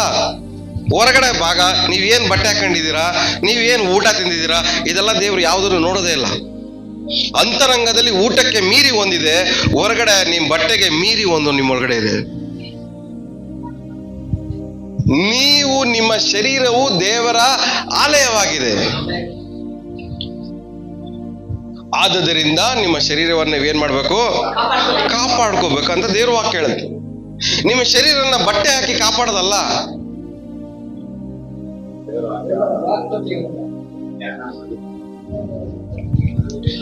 ಸೊ ನಮ್ಮ ಪ್ರಾಣವನ್ನ, ನಮ್ಮ ಶರೀರವನ್ನ ಎರಡು ನಾವೇನ್ ಮಾಡ್ಬೇಕು ಹೇಳ್ರಿ? ಕಾಪಾಡ್ಕೊಳ್ಳೋದನ್ನ ಕಲಿಬೇಕು. ಸೊ ದೇವರು ಹೊರಗಡೆ ಭಾಗ ನೋಡಲ್ಲ. ಏನ್ ಬಟ್ಟೆ ಹಾಕೊಂಡಿದ್ಯಾ ಅದು ನೋಡೋ ಅವಶ್ಯಕತೆ ಇಲ್ಲ. ಅಂತರಂಗ ನೋಡ್ತಾರೆ. ಅಂತರಂಗದಲ್ಲಿ ಊಟಕ್ಕೆ ಮೀರಿ ಒಂದು ವಿಷಯಗಳು ಒಳಗಡೆ ನಡೀತಾ ಇರ್ತವೆ. ಅಂತರಂಗದಲ್ಲಿ ನಮ್ಮ ಅಂತರಂಗದಲ್ಲಿ ಡಾಕ್ಟರ್ ನೋಡಿದ್ರೆ ಊಟನೇ ಸಿಗೋದು, ಆದ್ರೆ ದೇವ್ರು ನಮ್ಮ ಅಂತರಂಗ ನೋಡಿದ್ರೆ ನಮ್ಮ ಪ್ರಾಣದಲ್ಲಿ ಏನಿದೆ ಅನ್ನೋ ದೇವ್ರು ನೋಡ್ತಾರೆ. ಆಮೇಲೆ ನೋವಾಗೋದು ಎಲ್ಲಿ ಹೇಳಿ? ಒಳಗಡೆ. ಬಾಧೆ ಆಗೋದೆಲ್ಲಿ? ಒಳಗಡೆ. ಅವಮಾನ ಆಗೋದೆಲ್ಲಿ? ಒಳಗಡೆ. ಹಿಂಸೆ ಆಗೋದೆಲ್ಲಿ? ಒಳಗಡೆ. ಒಳಗಡೆ ಎಲ್ಲ ನಡೆದಾಗ್ಲೇ ನಿದ್ದೆ ಬರಲ್ಲ. ಒಳಗಡೆ ಏನೋ ನಡೆದಾಗ್ಲೇ ಹೊರಗಡೆ ಹೆಂಗ್ ಕಾಡ್ತೀವಿ ನಾವು? ಅನಾರೋಗ್ಯದಲ್ಲಿ ಕಾಡಿಸ್ತೀವಿ. ಡಿಪ್ರೆಷನ್ ಎಲ್ಲಿ ಬರುತ್ತೆ? ಒಳಗಡೆ. ನಮ್ಮ ಪ್ರಾಣ ಹಿಂಸೆ ಒಳಗಡೆ ನಡೆದಾಗ್ಲೇನೆ ನಮ್ಮ ಹೊರಗಡೆ ಅವೆಲ್ಲ ಏನಾಗ್ತವೆ? ರಿಫ್ಲೆಕ್ಟ್ ಆಗ್ತವೆ. ಪ್ರಾಣದಲ್ಲಿ ನಡೆಯುವಂತ ಹಾನಿಗಳೇ ನಮ್ಮ ಶರೀರದ ಒಂದು ಪ್ರತಿಬಿಂಬ. ಮತ್ತೆ ರಿಪೀಟ್ ಮಾಡ್ತಾ ಇದೀವಿ, ನಮ್ಮ ಪ್ರಾಣಕ್ಕೆ ನಾವು ಮಾಡಿಕೊಳ್ಳುವಂತ ಹಾನಿ ಏನಿದೆ ಅದು ನಮ್ಮ ಶರೀರದಲ್ಲಿ ಕಾಣುವಂತ ಪ್ರತಿಬಿಂಬ. ಸೊ ಇನ್ನೊಂದು ಅರ್ಥ ಹೇಳ್ಬೇಕಾದ್ರೆ ನಮ್ಮ ಶರೀರದಲ್ಲಿ ಕಾಣುವಂತ ವಿಷಯಗಳೆಲ್ಲನೂ ನಮ್ಮ ಪ್ರಾಣದಲ್ಲಿ ನಡೆಯುವಂತ ಹಾನಿಗಳ ಪ್ರತಿಬಿಂಬ. ಇವತ್ತು ನಿಮ್ಮ ಪ್ರಾಣವನ್ನ ನೀವು ಕಾಪಾಡ್ಕೊಳ್ಳೋದನ್ನ ಕಲ್ತ್ರೆ ನೀವು ಒಬ್ರಿಗೊಬ್ರು ಅಂದವಾಗಿ ಕಾಣಕ್ ಸ್ಟಾರ್ಟ್ ಮಾಡ್ತೀರಾ. ಆಮೇಲೆ ನಮ್ಮ ಸಭೆಯಲ್ಲಿರೋಲ್ಲ ಹೆಂಗ್ ಕಾಣ್ಬೇಕು ಹೇಳ್ರಿ? ಒಬ್ರಿಗೊಬ್ರು ಅಂದವಾಗಿ ಕಾಣ್ಬೇಕು. ಒಬ್ರೊಬ್ರು ಅಂದವಾಗಿ ಕಾಣ್ಬೇಕಂದ್ರೆ ಅವ್ರವ್ರ ಪ್ರಾಣಗಳನ್ನ ಅವ್ರು ಕಾಪಾಡ್ಕೊಳ್ಳೋದನ್ನ ಕಲಿಬೇಕು. ಅವ್ರವ್ರ ಶರೀರಗಳನ್ನ ಕಾಪಾಡ್ಕೊಳ್ಳೋದನ್ನ ಕಲಿಬೇಕು. ಆಮೇಲೆ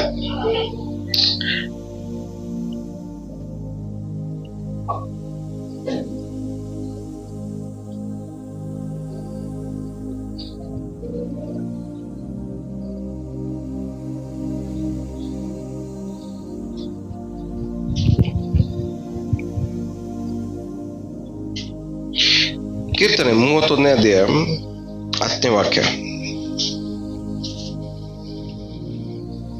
ನನ್ನ ಜೀವಮಾನವೆಲ್ಲ ದುಃಖದಲ್ಲಿಯೂ ನಿಟ್ಟುಸಿರಿನಲ್ಲಿಯೂ ಕಳೆದು ಹೋಗುತ್ತಾ ಇದೆ. ನನ್ನ ಅಪರಾಧದಿಂದ ನನ್ನ ಶಕ್ತಿಯು ಕುಂದಿ ಹೋಯಿತು, ನನ್ನ ಎಲುಬುಗಳು ಸವೆದು ಹೋಗಿವೆ. ಇದೆಲ್ಲ ಹೆಂಗ್ ನಡೀತದೆ? ಯಾವ್ದ್ರಿಂದ ನಡೀತಾ ಇದೆ ಹೇಳ್ರಿ? ಅವನ ಜೀವವನ್ನ ಕಾಪಾಡ್ಕೊಳ್ಳೋದಿರುವ, ಅವನ ಜೀವನದಲ್ಲಿ ಅವನ ಜೀವವನ್ನ ಕಾಪಾಡ್ಕೊಳ್ಳದೆ ಇರುವುದರಿಂದ ಅವ ಏನ್ ನಡೀತದೆ? ಪರಿಣಾಮಗಳು ಏನಂತೆ? ದುಃಖ. ಹಾ, ಅಂದ್ರೆ ಉಸಿರಾಡಕ್ ಆಗದೆ ರೀತಿಯಲ್ಲಿ ಏನಾಗ್ಬಿಟ್ಟಿದೆ? ಅವನ ಲೈಫು ಕಳೆದೋಗ್ತದೆ. ಅದಲ್ದಿರ ಅವನ ಎಲುಬುಗಳಲ್ಲಿ ಏನಾಗ್ತದೆ? ಕುಂದಿ ಹೋಗ್ತದೆ, ಅದೆಲ್ಲ ಸೌದೋಗ್ತದೆ. ಏನಕ್ಕೆ ಅದೆಲ್ಲ ನಡೀತಾ ಇರೋದು ಹೇಳ್ರಿ? ಅವನ ಪ್ರಾಣವನ್ನ ಅವನ್ ಏನ್ ಮಾಡ್ತಾ ಇಲ್ಲ? ಕಾಪಾಡ್ಕೊಳ್ತಾನ. ಅವನ ಪ್ರಾಣವನ್ನ ಕಾಪಾಡ್ಕೊಳ್ದಿರುವ ನಿಮಿತ್ತವಾಗಿ ಇವೆಲ್ಲ ನಡೀತಿರೋದಲ್ಲ. ಇವನ್ ನಷ್ಟ ಎಲ್ಲಿ ನಡೀತದೆ ಹೇಳ್ರಿ? ಅವನ ಶರೀರದಲ್ಲಿ ನಡೀತದೆ. ಅವನ ಒಳಗಡೆ ಅವನ ಪ್ರಾಣವನ್ನ ಕಾಪಾಡ್ಕೊಳ್ದೆ ಇರುವುದರಿಂದ ಅವನ ಶರೀರದಲ್ಲಿ ಅನಾಹುತಗಳು ನಡೀತದೆ. ನೋವು, ಬಾಧೆ, ಹಿಂಸೆ, ದುಃಖ, ರೋಗ, ಎಲ್ಬು ಸೌದೋಗಿರೋದು, ಶಕ್ತಿ ಇಲ್ದಿರೋದು, ಬಲಹೀನವಾಗಿರೋದು, ಇದೆಲ್ಲ ಯಾವುದರಿಂದ? ಅವನ ಪ್ರಾಣ ಒಳಗಡೆ ಏನಾಗ್ತದೆ? ದಿನ ದಿನಕ್ಕೆ ಕುಂದೋಗಿ ಅದು ಬಲಹೀನವಾಗಿ ಹಾಳಾಗ್ತಾ ಇರೋದ್ರಿಂದ ಏನಾಗ್ತದೆ? ಹೊರಗಡೆ ಇವೆಲ್ಲ ಪರಿಣಾಮಗಳು ಕಾಣಿಸ್ತದೆ. ಒಂದು ದಾವೀದ ದೇವ್ರನ್ನ ಆರಾಧನೆ ಮಾಡಿರೋ ದಾವೀದನ್ಗೆ ಈ ತರ ನಡಿಬೇಕಾದ್ರೆ ನಾವು ನಮ್ಮ ಪ್ರಾಣವನ್ನ ಕಾಪಾಡ್ಕೊಳ್ದೆ ಹೋದ್ರೆ ನಮಗೆ ಏನ್ ಸಂಗತಿ? ನಮ್ಮ ಸಂಗತಿ ಏನು? ಸೊ ನಿಮ್ಮ ಪ್ರಾಣ ಊಟಕ್ಕಿಂತ ಮೇಲಾದದ್ದು. ಆ ಪ್ರಾಣವನ್ನ ಕಾಪಾಡ್ಕೊಳ್ದೆ ಹೋದ್ರೆ ಊಟ ಇದ್ರೂ ನಿಮ್ ಕೈಲಿ ತಿನ್ನಕ್ಕಾಗಲ್ಲ, ಬಟ್ಟೆ ಇದ್ರೂ ನಿಮ್ ಕೈಲಿ ಹಾಕೊಳಕ್ಕಾಗಲ್ಲ. ಇವತ್ತು ದಾವೀದ ಹೇಳ್ಕೊಡ್ತಾ ಇರೋದು ಏನಂದ್ರೆ, ಪ್ರಾಣವನ್ನ ಕಾಪಾಡ್ಕೊಳ್ದೆ ಹೋದ್ರೆ ನಿಮಗೆ ನೋವು, ಬಾಧೆ, ಕಣ್ಣೀರು, ಹಿಂಸೆ, ರೋಗ ಇವೆಲ್ಲ ಬರ್ತಾ ಇರ್ತವಲ್ಲ. ಇವತ್ತು ನಮ್ಮ ವಿಶ್ವಾಸಿಗಳಲ್ಲಿ ಕಲಿಬೇಕಾಗಿರೋದು ಏನ್ ಹೇಳ್ರಿ?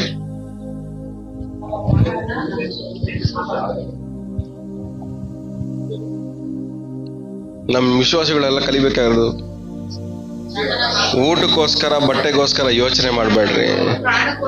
ಪ್ರಾಣಕ್ಕೋಸ್ಕರ, ದೇಹಕ್ಕೋಸ್ಕರ ಯೋಚನೆ ಮಾಡ್ರಿ. ಅದಕ್ಕೋಸ್ಕರ ಕಷ್ಟಪಡ್ರಿ. ನಾನು ಒಳಗಡೆ ಚೆನ್ನಾಗಿರ್ಬೇಕು. ಪ್ರಾಣ ನಾನು ಒಳಗಡೆ ನಾನು ಚೆನ್ನಾಗಿರ್ಬೇಕು. ನನ್ನ ದೇಹ ಒಳಗಡೆ ಚೆನ್ನಾಗಿರ್ಬೇಕು.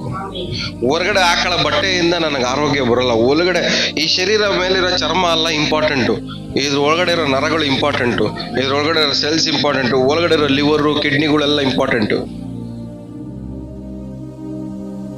10,000 ರೂಪಾಯಿ ಬಟ್ಟೆ ಹಾಕೊಳ್ಳೋದ್ರಿಂದ ನಿಮ್ಮ ಕಿಡ್ನಿಗಳೆಲ್ಲ ಚೆನ್ನಾಗಿರಲ್ಲ.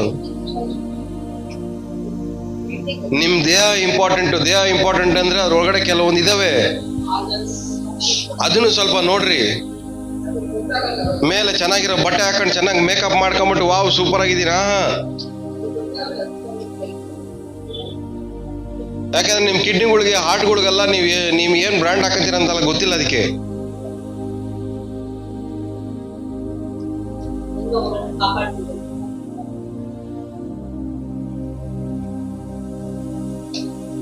ಮೂವತ್ತೆಂಟನೇ ಅಧ್ಯಾಯ 12ನೇ ವಾಕ್ಯ.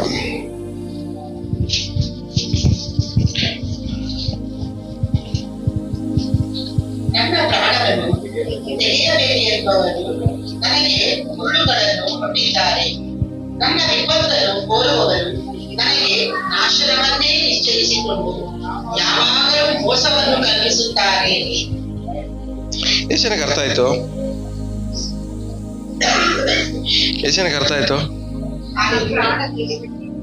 ಇಂಗ್ಲಿಷ್ ಅಲ್ಲಿ ಹೋದ್ರಿ ಒಂದ್ಸರಿ.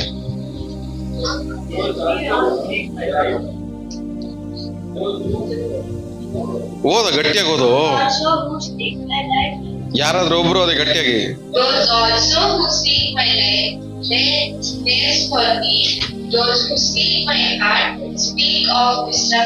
Seek my heart, speak mischievous things. ಮೂರು ವಿಷಯ ಇದೆ ಅಲ್ಲಿ. ಒಂದು, ನನ್ನ ಜೀವನ ಹಾಳಾಗ್ಬೇಕು ಅನ್ಕೊಳ್ಳೋನು ಏನ್ ಮಾಡ್ತಾನೆ? ಸ್ನೇರ್ಸ್ ಅಂದ್ರೆ ಏನಂದ್ರೆ ಬಲೆ ಹಾಕ್ತಾನೆ, ಉರುಳಾಗ್ತಾನೆ. ಉರುಳು ಅಂದ್ರೆ ನಿಮ್ ಲೈಫ್ ನ ಹಾಳು ಮಾಡ್ಬೇಕು ನಿಮ್ ಲೈಫ್ ಅಂದ್ರೆ ನೀವ್ ತಿನ್ನೋ ಊಟ ಹಾಳು ಮಾಡ್ಬೇಕಂತಲ್ಲ, ನಿಮ್ ಲೈಫ್ ನ ಹಾಳು ಮಾಡ್ಬೇಕು. ಒಳಗಡೆ ನೀವು ಇರುವಂತ ಸಮಾಧಾನ ಹಾಳು ಮಾಡ್ಬೇಕಂದ್ರೆ, ನೆಮ್ಮದಿನ ಹಾಳು ಮಾಡ್ಬೇಕಂದ್ರೆ, ನಿಮ್ಗೆ ಒಳಗಡೆ ಇರುವಂತ ಸಂತೋಷನ ಹಾಳು ಮಾಡ್ಬೇಕಂದ್ರೆ ಏನ್ ಮಾಡ್ತಾರೆ ಅವರೆಲ್ಲ? ನಿಮ್ಗೆ ಉರುಳಾಗ್ತಾರೆ, ಬಲೆ ಹಾಕ್ತಾರೆ. ಸೊ ನಿಮ್ ಲೈಫ್ ನ ಹಾಳು ಮಾಡ್ಬೇಕು ಅನ್ಕೊಳ್ಳಲ್ಲ, ನಿಮ್ಗೆ ಏನಾಗ್ತಾರೆ? ಬಲೆ ಹಾಕ್ತಾರೆ. ಎರಡನೇದು, ನನ್ನ ನೋಯಿಸ್ಬೇಕು ಅನ್ಕೊಳ್ಳೋರೆಲ್ಲ ಏನ್ ಮಾಡ್ತಾರೆ? ನನಗೆ ವಿರುದ್ಧವಾಗಿ ಮಿಸ್ಚಿವ್ ಅಂದ್ರೆ ಬೇಡದಿರೋ ವಿಷಯಗಳನ್ನ ಮಾತಾಡ್ತಾರೆ.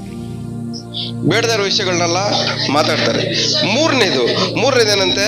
ನನ್ನ ವಿಷಯವಾಗಿ ಯಾವಾಗ್ಲೂ ಇಮ್ಯಾಜಿನ್ ಮಾಡ್ಕೊಂತಾನೆ ಇರ್ತಾನೆ ನನ್ನ ಬಗ್ಗೆ ಕೆಡದನ್ನ.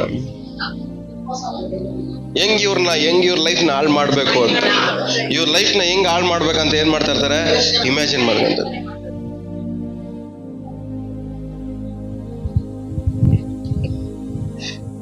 ಓಲಿ ನಿಮಗೆ ಮಾಟ ಮಂತ್ರ ಮಾಡ್ಬೇಕಾದ್ರೆ ಏನಕ್ಕೋಸ್ಕರ ಮಾಡ್ತಾರೆ ಹೇಳ್ರಿ?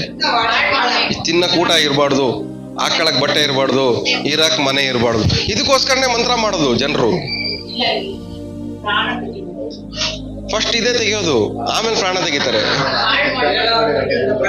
ತಿನ್ನ ಊಟನ ಹಾಳು ಮಾಡ್ಬೇಕು, ಹಾಕೊಳ ಬಟ್ಟೆ ಹಾಳಾಗೋಗ್ಬೇಕು, ಇರಾಕ್ ಮನೆ ಇರಬಾರ್ದು, ಅದು ಹಾಳಾಗೋಗ್ಬೇಕು ಅಂತ ಏನ್ ಮಾಡ್ತಾರೆ? ಮಂತ್ರ ಮಾಡ್ತಾರೆ. ಬಟ್ ನಾವು ಅದಕ್ಕೆ ಸಪೋರ್ಟ್ ಮಾಡಿದ್ವಿ ಅನ್ಕೊಳ್ಳಿ, ಯೋಚನೆ ಮಾಡ್ಕೊಂಡು ಈಸಿಯಾಗಿ ಅಂಟ್ಕೊಳ್ತವೆ ನೀವು ಮಂತ್ರಗಳು. ಅವ್ರದ್ದು ಮೈಂಡ್ಸೆಟ್ ನಿಮ್ದು ಮೈಂಡ್ಸೆಟ್ ಮ್ಯಾಚ್ ಆಗೋಯ್ತಲ್ಲ. ಅವ್ರು ಮಾಡ್ತಿರೋದು ಅದೇನೆ, ನೀವು ಯೋಚನೆ ಮಾಡ್ತಿರೋದು ಅದೇನೆ.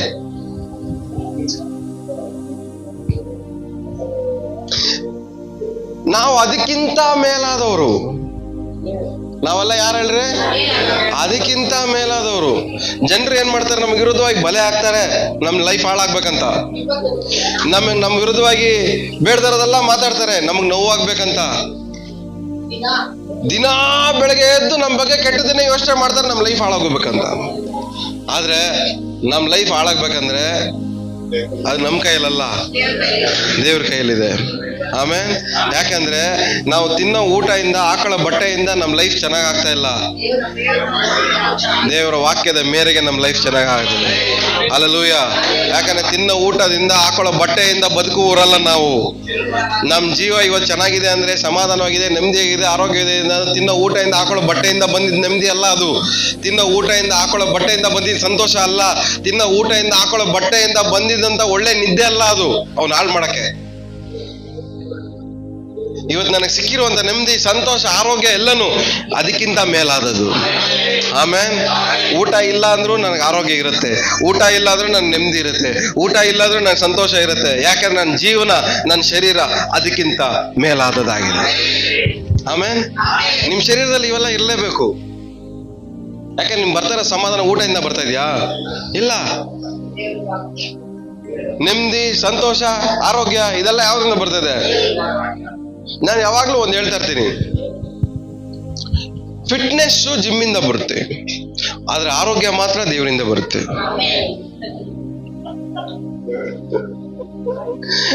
ಫಿಟ್ನೆಸ್ ಜಿಮ್ಮಿಂದ ಬರುತ್ತೆ, ಆದ್ರೆ ಆರೋಗ್ಯ ಮಾತ್ರ ದೇವರಿಂದನೇ ಬರುತ್ತೆ. ಒಬ್ಬೊಬ್ರು ಇರ್ತಾರೆ, ಇಷ್ಟು ದಪ್ಪ ಇರ್ತಾರೆ, ಅವ್ರ ಕೈಲಿ ನಡೆಯೋಕ್ಕೂ ಆಗಲ್ಲ, ಬಟ್ ಆರೋಗ್ಯಕ್ಕೆ ಇರ್ತಾರೆ. ಒಬ್ಬರು ಇಷ್ಟೇ ಇರ್ತಾರೆ, ಆದ್ರೂ ಮೈಯೆಲ್ಲ ರೋಗ ಇರ್ತವೆ. ಯಾಕಂದ್ರೆ ತಿನ್ನೋ ಊಟ ಎಲ್ಲ ನಮ್ಗೆ ಆರೋಗ್ಯ ಕೊಡೋದು ದೇವರು. ಯಾಕಂದ್ರೆ ಯೆಹೋವ ರಾಫ ಆಗಿದ್ದಾರೆ, ಆರೋಗ್ಯದಾಯಕನಾಗಿದ್ದಾರೆ. ಆಮೇಲೆ ಇವತ್ತು ನಾವು ನಮ್ಮ ಪ್ರಾಣವನ್ನ ಕಾಪಾಡ್ಕೊಂಡ್ರೆ, ನಮ್ಮ ದೇವನ್ನ ಕಾಪಾಡ್ಕೊಳ್ಳೋಕೆ ಕಲ್ತ್ರೆ, ದೇವರು ಖಂಡಿತವಾಗಿ ನಮ್ಮ ಪಕ್ಷದಲ್ಲಿ ನಿಂತ್ಕೊಂತಾರೆ. ಆದ್ರೆ ಊಟಕ್ಕೋಸ್ಕರ, ಬಟ್ಟೆಗೋಸ್ಕರ ಯೋಚನೆ ಮಾಡ್ತಾ ಇದ್ರೆ ದೇವ್ರ ದೃಷ್ಟಿಯಲ್ಲಿ ನೀವ್ ಹೆಂಗ್ ಕಾಣಿಸ್ತೀರ ಹೇಳ್ರಿ? ಎಲೆ ಅಲ್ಪ ವಿಶ್ವಾಸಿಗಳೇ, ಎಲೆ ಅಲ್ಪ ವಿಶ್ವಾಸಿಗಳೇ, ನೆನ್ನೆ ಹುಟ್ಟಿ ಇವತ್ತು ಬಾಡಿ ಒಲೆಗೆ ಪಾಲಾಗುವಂತ ಹುಲ್ಲಿಗೆ ಅಷ್ಟಿದ್ರೆ ನೀವು ಅದಕ್ಕಿಂತ ಉತ್ತಮವಾಗಿದ್ದೀರಾ, ಎಲೆ ಅಲ್ಪ ವಿಶ್ವಾಸಿಗಳೇ ಅಂತ ದೇವ್ರು ನಮ್ಮ ನೋಡಿ ಬೈತಾ ಇರ್ತಾರೆ. ಇವತ್ತು ನಮ್ಮ ವಿಚಾರದಲ್ಲೂ ದೇವ್ರು ಹಂಗೆ ಬೇಜಾರಾಗಿದ್ದಾರೆ. ದೇವ್ರು ನಮ್ಮ ವಿಚಾರದಲ್ಲಿ ಹಂಗೆ ಬೇಜಾರಾಗಿದ್ದಾರೆ. ನಮ್ಮ ವಿಚಾರದಲ್ಲಿ ದೇವ್ರು ಏನ್ ಬೇಜಾರಲ್ಲಿದ್ದಾರೆ ಹೇಳ್ರಿ? ಅಲ್ಪ ವಿಶ್ವಾಸಿ. ನೀವೆಲ್ಲ ಯಾರು? ದೇವರ ದೃಷ್ಟಿಯಲ್ಲಿ ಬಹು ಹೆಚ್ಚಿನವರಾಗಿದ್ದೀರಾ. ಇವತ್ತು ಯಾವ ವಿಶ್ವಾಸಿನೂ ಊಟದ ಬಗ್ಗೆ, ಬಟ್ಟೆ ಬಗ್ಗೆ, ಇರೋ ಜಾಗದ ಬಗ್ಗೆ ಯೋಚನೆನೇ ಮಾಡಬಾರ್ದು. ಯಾಕಂದ್ರೆ ದೇವ್ರು ನಿಮ್ಮನ್ನು ಉಡಿಸಿ ತೊಡಿಸ್ತಾರೆ. ದೇವ್ರು ನಿಮ್ಮನ್ನು ಉಡಿಸಿ ತೊಡಿಸ್ತಾರೆ. ನಿಮ್ಗೆ ನಿಮ್ಮ ಮಕ್ಕಳನ್ನ ದೇವ್ರು ಉಡಿಸಿ ತೊಡಿಸ್ತಾರೆ, ಪೋಷಿಸ್ತಾರೆ. ದೇವ್ರ ಎಲ್ಲದಕ್ಕಿಂತ ದೇವ್ರು ನಮ್ಮನ್ನ ಏನ್ ಮಾಡ್ತಾ ಇದ್ದಾರೆ? ಮೇಲಿನವರಾಗಿ ನೋಡ್ತಾ ಇದ್ದಾರೆ. ಸೊ ಇವತ್ತು ನಮಗೆ ಯಾರು ಬಲೆ ಹಾಕಿದ್ರು, ನಮ್ಮ ನೋವು ಪಡಿಸ್ಬೇಕು, ನಮ್ಮ ಪ್ರಾಣವನ್ನ ನೋವು ಪಡಿಸ್ಬೇಕು ಅನ್ಕೊಳ್ಳೋರು, ನಮ್ಮ ಪ್ರಾಣವನ್ನ ಹಿಂಸೆ ಪಡಿಸ್ಬೇಕನ್ನೋರು, ನಮ್ಮ ಬಗ್ಗೆ ಕೆಟ್ಟದಾಗ ಮಾತಾಡಿ ನಮ್ಮನ್ನ ಗಾಯ ಪಡಿಸ್ಬೇಕು ಅನ್ಕೊಳ್ಳೋರು, ಎಲ್ಲರ ಮುಂದೆನೂ ದೇವ್ರು ನಮ್ಮನ್ನ ಕಾಪಾಡ್ತಾರೆ.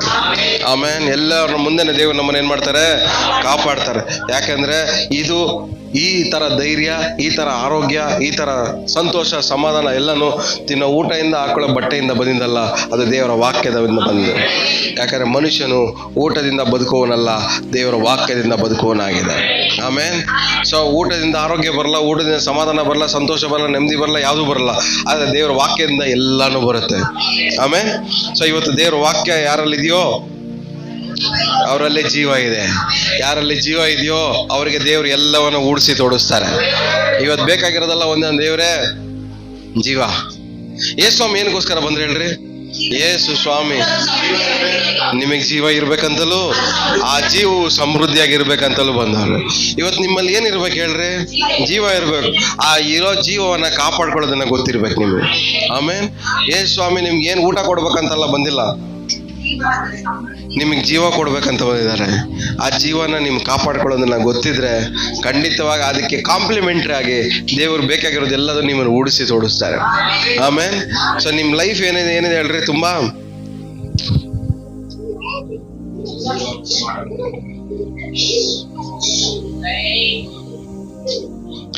ಕೀರ್ತನೆ 88ನೇ ಅಧ್ಯಾಯ 3ನೇ ವಾಕ್ಯ.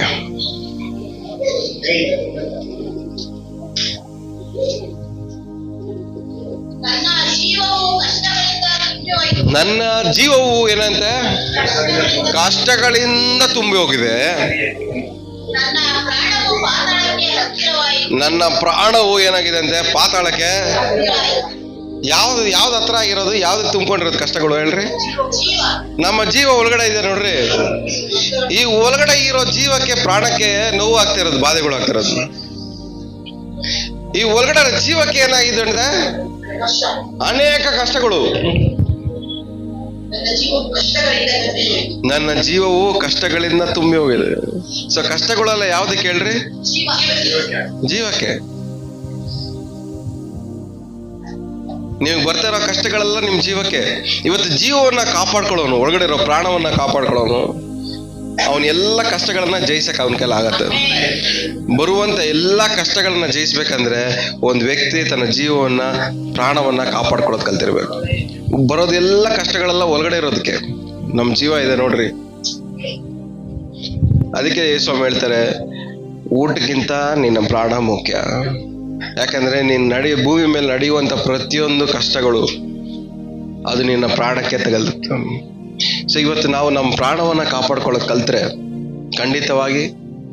ಖಂಡಿತವಾಗಿ ನಾವು ಬೇಕಾಗಿರೋದೆಲ್ಲವನ್ನ ದೇವ್ರು ಏನ್ ಮಾಡ್ತಾರೆ, ಒದಗಿಸ್ಕೊಡ್ತಾರೆ.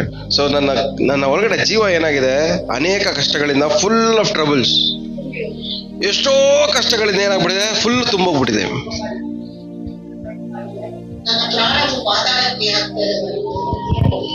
ಪಾತಾಳ ಅಂದ್ರೆ ಗ್ರೇವ್ ಅಂದ್ರೆ ಸಮಾಧಿ. ನನ್ನ ಜೀವವು ಏನಾಗಿದೆ ಅಂತೆ, ಅನೇಕ ಕಷ್ಟಗಳಿಂದ ತುಂಬಿಕೊಂಡು ನನ್ನ ಪ್ರಾಣ ಏನಾಗ್ಬಿಟ್ಟಿದೆ, ಸಮಾಧಿಗೆ ಹತ್ರ ಆಗ್ಬಿಟ್ಟಿದೆ. ಸೊ ನಿಮ್ ಒಳಗಡೆ ಜೀವನ ಕಾಪಾಡ್ಕೊಂಡಿಲ್ಲ ಅಂದ್ರೆ ನೀವು ಸಮಾಧಿಗೆ ಹತ್ರ ಆಗ್ತೀರಾ. ಎಷ್ಟು ಜನಕ್ಕೆ ಅರ್ಥ ಆಗ್ತದೆ? ಒಳಗಡೆ ನಿಮ್ ಜೀವವನ್ನ ಸರಿಯಾಗಿ ಕಾಪಾಡ್ಕೊಳ್ದೆ ಹೋದ್ರೆ ಬೇಗ ಸಮಾಧಿಗೆ ಹತ್ರ ಆಗ್ತೀರ. ಎಷ್ಟು ಜನ ಸಮಾಧಿಗೆ ಹತ್ರ ಆಗ್ಬೇಕಂತ ಇಷ್ಟಪಡ್ತಾ ಇದ್ದಾರೆ? ಇಲ್ವಾ? ಯಾರು ಇಲ್ಲ ಸಮಾಧಿಗೆ ಹತ್ರ ಆಗ್ಬೇಕು. ಸಮಾಧಿಗೆ ಹತ್ರ ಆಗ್ಬಾರ್ದ್ರೆ ಏನ್ ಮಾಡ್ಬೇಕು ಹೇಳ್ರಿ? ಜೀವವನ್ನ ಕಾಪಾಡ್ಕೊಬೇಕು. ಜೀವವನ್ನ ಕಾಪಾಡ್ಕೊಳ್ದಿರಾ ಎಲ್ಲ ಕಷ್ಟಗಳಿಂದ ಒಳಗಡೆ ತುಂಬಿಸ್ಕೊಂಡ್ಬಿಟ್ರೆ, ಒಳಗಡೆ ಜೀವ ತುಂಬ್ಕೊಂಡ್ಬಿಟ್ರೆ ಆ ಜೀವ ಏನಾಗತ್ತೆ, ಸಮಾಧಿಗೆ ಹತ್ರ ಆಗತ್ತೆ. ಬೇಗ ಮನುಷ್ಯ ಸಾಯೋದು ಯಾವಾಗ? ಯೋಚನೆ ಮಾಡಿ ಮಾಡಿ ಮಾಡಿ ಮಾಡಿ ಮಾಡಿ. ಇನ್ನೊಂದು ಅರ್ಥ ಹೇಳ್ಬೇಕಂದ್ರೆ, ಎಷ್ಟು ಒಳಗಡೆ ನೋವು ತುಂಬ್ಕೊಂತ ಇದೀವೋ ಎಷ್ಟು ಹತ್ರ ಆಗ್ತಾ ಇದೀವಿ ಅಂತ ಅರ್ಥ ಮಾಡ್ಕೊಳ್ಳಿ.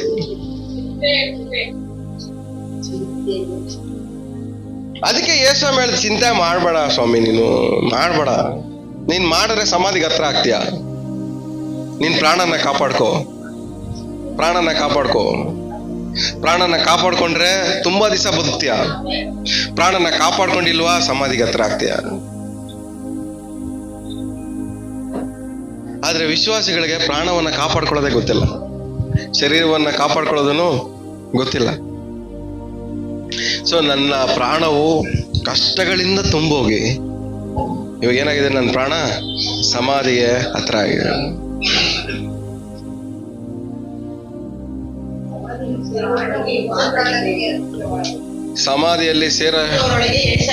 ಸಮಾಧಿಯಲ್ಲಿ ಸೇರುವವರ ಪಟ್ಟಿಯಲ್ಲಿ ಅವ್ರ ಪಟ್ಟಿಯಲ್ಲಿ ಹೆಸರು ಬರ್ಸ್ಕೊಂಡ್ಬಿಟ್ಟಿದ್ದೀನಿ. ಸೊ ಒಳಗಡೆ ನೋವಿಂದ ತುಂಬಲ್ಪಟ್ಟಿರೋರೆಲ್ಲ ಯಾವ ಲಿಸ್ಟ್ ಅಲ್ಲಿ ಇದಾರೆ ಹೇಳ್ರಿ? ಪ್ರಾಣವನ್ನ ಕಾಪಾಡ್ಕೊಳಕ್ ಬರ್ದೇ ಇರೋರೆಲ್ಲ ಯಾವ ಲಿಸ್ಟ್ ಅಲ್ಲಿ ಇದಾರೆ ಹೇಳ್ರಿ? ನೀವೆಲ್ಲ ಯಾವ ಲಿಸ್ಟ್ ಅಲ್ಲಿ ಇದ್ದೀರಾ? ಸೊ ಪ್ರಾಣವನ್ನ ಕಷ್ಟದಿಂದ ತುಂಬಿಸ್ಕೊಂಡಿರೋರು ಎಲ್ಲನೂ ಮೇಲಕ್ಕೆ ಹೋಗೋ ಲಿಸ್ಟ್ ಅಲ್ಲಿ ಇರ್ತಾರೆ. ಇಲ್ಲಿ ಬಹುಕಾಲ ಬದುಕುವ ಲಿಸ್ಟ್ ಅಲ್ಲಿ ಇರಲ್ಲ. ಇಲ್ಲಿ ಭೂಮಿಯಲ್ಲೂ ಬಹುಕಾಲ ಬದುಕಿ ಅಂತಾನು ಹೇಳ್ದವ್ರು ದೇವ್ರೆ. ಆದ್ರೆ ನೋವೆಲ್ಲ ತುಂಬಿಸ್ಕೊಂಡು ಸಮಾಧಿಗೆ ಹತ್ರ ಆಗೋದು ಎರಡು ನಿಮ್ ಕೈಯಲ್ಲಿದೆ. ಭೂಮಿಯಲ್ಲಿ ಬಹುಕಾಲ ಬದುಕ್ತೀರಾ, ಇಲ್ಲ ಲಿಸ್ಟ್ ಅಲ್ಲಿ ಸೇರ್ಕೊಂಡು ಬೇಗ ಮೇಲಕ್ಕೆ ಹೋಯ್ತೀರಾ, ಎರಡು ನಿಮ್ ಕೈಯಲ್ಲಿ. ಯಾವ್ದು ಆರಿಸ್ಕೊಂತೀರಾ? ಪ್ರಾಣವನ್ನ ಕಾಪಾಡ್ಕೊಳ್ಳಿ. ಒಳಗಡೆ ಯಾವ್ದು ನೋವನ್ನ ತುಂಬಿಸ್ಕೊಂಬೇಡ್ರಿ, ಬಾಧೆಗಳನ್ನ ಒಳಗಡೆ ತುಂಬಿಸ್ಕೊಂಬೇಡ್ರಿ, ಹಿಂಸೆಯನ್ನ ಒಳಗಡೆ ತುಂಬಿಸ್ಕೊಂಬೇಡ್ರಿ, ಸಂಕಟಗಳನ್ನ ಒಳಗಡೆ ತುಂಬಿಸ್ಕೊಂಬೇಡ್ರಿ. ಎಲ್ಲಾನು ಬಿಟ್ಬಿಡ್ರಿ. ಇದನ್ನ ತುಂಬಿಸ್ಕೊಳ್ಳಷ್ಟು ನಾವೇನಾಗ್ತೀವಿ, ಸಮಾಧಿಗೆ ಹತ್ರ ಆಗ್ಬಿಡ್ತೀವಿ. ಸೊ ನಿಮ್ಮ ಪ್ರಾಣವನ್ನ ಯಾವುದು ತುಂಬಿಕೊಳ್ದಿರೋ ರೀತಿಯಲ್ಲಿ ಏನ್ ಮಾಡ್ಬೇಕು, ನೀವು ನಿಮ್ಮ ಪ್ರಾಣವನ್ನ ನೀವು ಕಾಪಾಡ್ಕೊಬೇಕು. ನಿಮ್ಮ ಪ್ರಾಣದಲ್ಲೇ ನೋವು ತುಂಬೋದು, ಫಿಲ್ ಆಗೋದು, ನಿಮ್ಮ ಪ್ರಾಣದಲ್ಲೇ ಇವೆಲ್ಲ ಫಿಲ್ ಆಗೋದು. ಇನ್ನೊಂದ್ಸರಿ ಆ ವಾಕ್ಯ ಓದಿ, ನಿಮ್ಗೆ ಅದು ಅರ್ಥ ಆಗ್ಬೇಕು. Line by line, point by point ಅರ್ಥ ಆಗ್ಬೇಕು. ನನ್ನ ಜೀವವು ಕಷ್ಟಗಳಿಂದ ಏನಾಗಿದೆ ಅಂತೆ, ಫಿಲ್ ಆಗಿದೆ. ಕಷ್ಟಗಳಿಂದ ಫಿಲ್ ಆಗಿದೆ ಅಂದ್ರೆ ನಮ್ಮ ಜೀವದಲ್ಲಿ ಒಂದು ಸ್ಟೋರೇಜ್ ಸ್ಪೇಸ್ ಇದೆ, ಸ್ಟೋರ್ ಮಾಡ್ಕೋಬಹುದು. ಆದ್ರೆ ಯಾವ್ದ್ರಿಂದ ಸ್ಟೋರ್ ಮಾಡ್ಕೊಂತ ಇದೀವಿ ಅನ್ನೋದು ಇಂಪಾರ್ಟೆಂಟ್. ಸಮಾಧಾನದಿಂದ ತುಂಬಿಸ್ಕೊಂತೀರಾ, ನೆಮ್ಮದಿಯಿಂದ ತುಂಬಿಸ್ಕೊಂತೀರಾ, ಸಂತೋಷದಿಂದ ತುಂಬಿಸ್ಕೊಂತೀರಾ, ಆರೋಗ್ಯದಿಂದ ತುಂಬಿಸ್ಕೊಂತೀರಾ, ಯಾವ್ದ್ರಿಂದ ತುಂಬಿಸ್ಕೊಂತೀರಾ ಅನ್ನೋದು ಇಂಪಾರ್ಟೆಂಟ್. ಇಲ್ಲ ಕಷ್ಟದ ಯಾವ್ದ್ರ ಬಗ್ಗೆ ಯೋಚನೆ ಮಾಡಿ ತುಂಬಿಸ್ಕೊಂತ ಇದ್ದೀರಾ ಅನ್ನೋದು ಇಂಪಾರ್ಟೆಂಟ್. ನೀವು ಬೇಡದ ವಿಷಯಗಳನ್ನ ತುಂಬಿಸ್ಕೊಂಡ್ರೆ ಕಷ್ಟ ಆಗತ್ತೆ, ಒಳಗಡೆ ಪ್ರಾಣ ಜೀವಕ್ಕೆ ಕಷ್ಟ ಆಗತ್ತೆ. ಕಷ್ಟ ಆದ್ರೆ ಸಮಾಧಿ ಲಿಸ್ಟಿಗೆ ಸೇರ್ಕೊಂತೀವಿ. ಸೊ ನಿಮ್ ಪ್ರಾಣಕ್ಕೆ ಕಷ್ಟ ಆಗದಿರಂಗೆ ನೀವೇನ್ ಮಾಡ್ಬೇಕು? ನಿಮ್ ಪ್ರಾಣ ನೀವು ಕಾಪಾಡ್ಕೊಬೇಕು. ಕೆಲವೊಂದ್ಸರಿ ಅನ್ಕಂತೀವಲ್ಲ, ಕೆಲವೊಂದ್ಸರಿ ಅಲ್ಲ, ಅನೇಕ ಬಾರಿ ಅನ್ಕಂತೀವಿ ಅನ್ಕೊಳ್ಳಿ, ಒಳಗಡೆ ತುಂಬಾ ಹಿಂಸೆ ಆಗ್ತಾ ಇದೆ, ಒಳಗಡೆ ಬಾಧೆ ಹೇಳ್ಕೊಳಕ್ ಆಗ್ತಾ ಇಲ್ಲ, ಒಂಥರ ತುಂಬಾ ಹಿಂಸೆ ಆಗ್ತದೆ. ನಮ್ಮ ಮಕ್ಕಳ ಬಗ್ಗೆ ಯೋಚನೆ ಮಾಡ್ತಿದ್ರೆ ಒಳಗಡೆ ತುಂಬಾ ಹಿಂಸೆ ಆಗತ್ತೆ, ಬದುಕೋದಕ್ಕೆ ಮನ್ಸಿಲ್ದಂಗೆ. ಇವ್ರ ಬಗ್ಗೆ ಯೋಚನೆ ಮಾಡಿದ್ರೆ ಅವ್ರ ಬಗ್ಗೆ ಯೋಚನೆ ಮಾಡೋದು ತುಂಬಾ ಹಿಂಸೆ ಆಗ್ತದೆ. ಇವರಿಂದ ನನ್ನ ಕೈಯಲ್ಲಿ ಏನಾಗ್ತಾ ಇಲ್ಲ, ಬದುಕಕ್ಕೆ ನನ್ನ ಕೈಯಲ್ಲಿ ಆಗ್ತಾ ಇಲ್ಲ. ಏನಕ್ಕೆ? ಅದನ್ನೇ ತುಂಬಿಸ್ಕೊಂಡು ಯೋಚನೆ ಮಾಡಿ ತುಂಬಿಸ್ಕೊಂಡ್ಬಿಟ್ಟಿದ್ದೀರಾ. ಯೋಚನೆ ಮಾಡಿ ಮಾಡಿ ಮಾಡಿ ನೀವು ಲಿಸ್ಟಿಗೆ ಸೇರ್ಕೊಂತ ಇದ್ದೀರಾ, ಅವರಲ್ಲ ಲಿಸ್ಟಿಗೆ ಸೇರ್ಕೊಳ್ತಿರೋದು. ಎಲ್ಲ ಇಲ್ಲ ಇದ್ದೀರಾ, ಎಲ್ಲ ಇಲ್ಲ ಇದ್ದೀರಾ. ಯೋಚನೆ ಅವ್ರ ಬಗ್ಗೆ ಮಾಡ್ತೀವಿ, ಬಟ್ ಅವ್ರು ಚೆನ್ನಾಗೇ ಇರ್ತಾರೆ, ಬಟ್ ನಾವು ಯೋಚನೆ ಮಾಡಿ ನಾವು ಆ ಲಿಸ್ಟಿಗೆ ಸೇರ್ಕೊಂತ ಇದೀವಿ. ಯೋಚನೆ ಮಾಡಿ ಮಾಡಿ ಮಾಡಿ ಮಾಡಿ ಸಮಾಧಿ ಲಿಸ್ಟಿಗೆ ಸೇರ್ಕೊಂಬೇಡ್ರಿ. ಬಹುಕಾಲ ಬದುಕುವವ್ರ ಲಿಸ್ಟಲ್ಲೇ ಇರ್ರಿ. ನೀವು ನಿಮ್ ಪ್ರಾಣವನ್ನ ನೀವು ಕಾಪಾಡ್ಕೊಳ್ಳಿ. ಆಮೇಲೆ ಯೋಚನೆ ಮಾಡಿ ಆ ಲಿಸ್ಟಿಗೆ ಸೇರ್ಕೊಂಬೇಡ್ರಿ. ಯೋಚನೆ ಮಾಡಿ ಯಾವ್ದನ್ನ ತುಂಬಿಸ್ಕೊಂತಿರೋ ಅದು ತುಂಬಿಸ್ಕೊಂಡಿದ್ದು ನಿಮ್ಮನ್ನ ಏನ್ ಮಾಡುತ್ತೆ, ತಗೊಂಡಾಗ ಲಿಸ್ಟಲ್ಲಿ ನಿಮ್ಮನ್ನ ಸೇರಿಸ್ಬಿಡುತ್ತೆ.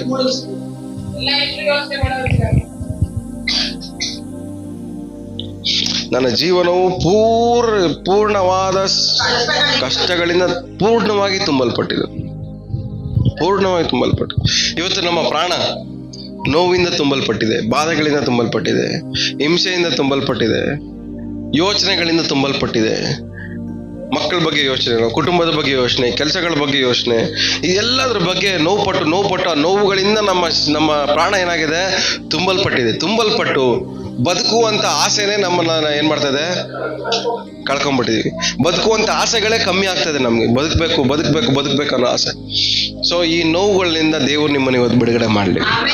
ಆಮೇಲೆ ಈ ಎಲ್ಲ ನೋವುಗಳು ಯಾವ್ದೆಲ್ಲ ತುಂಬಿಸ್ಕೊಂಡಿದ್ದೀರ ನೋಡ್ರಿ, ನಿಮ್ಮ ಪ್ರಾಣದಲ್ಲಿ ಏನೆಲ್ಲ ತುಂಬಿಸ್ಕೊಂಡಿದ್ದೀರೋ ಎಲ್ಲ ತುಂಬಿಸ್ಕೊಂಡಿರುವಂತ ನೋವುಗಳಿಂದಲೂ ಬಾಧೆಗಳಿಂದಲೂ ದೇವರು ಇವತ್ತು ನಿಮ್ಮನ್ನ ಬಿಡುಗಡೆ ಮಾಡ್ಲಿ ಯೇಸು ನಾಮ. ನೀವು ಯಾರು ಸಾಯುವಂತ ಲಿಸ್ಟಲ್ಲಿ ನೀವು ಇರಬಾರ್ದು.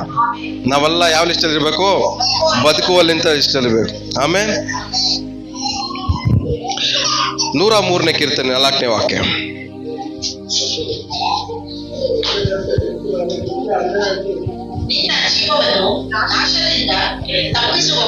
ನಿನ್ನ ಜೀವವನ್ನ ಎಲ್ಲ ಹೇಳಿ, ನನ್ನ ಜೀವವನ್ನ ನಾಶನದಿಂದ ತಪ್ಪಿಸುವವನು.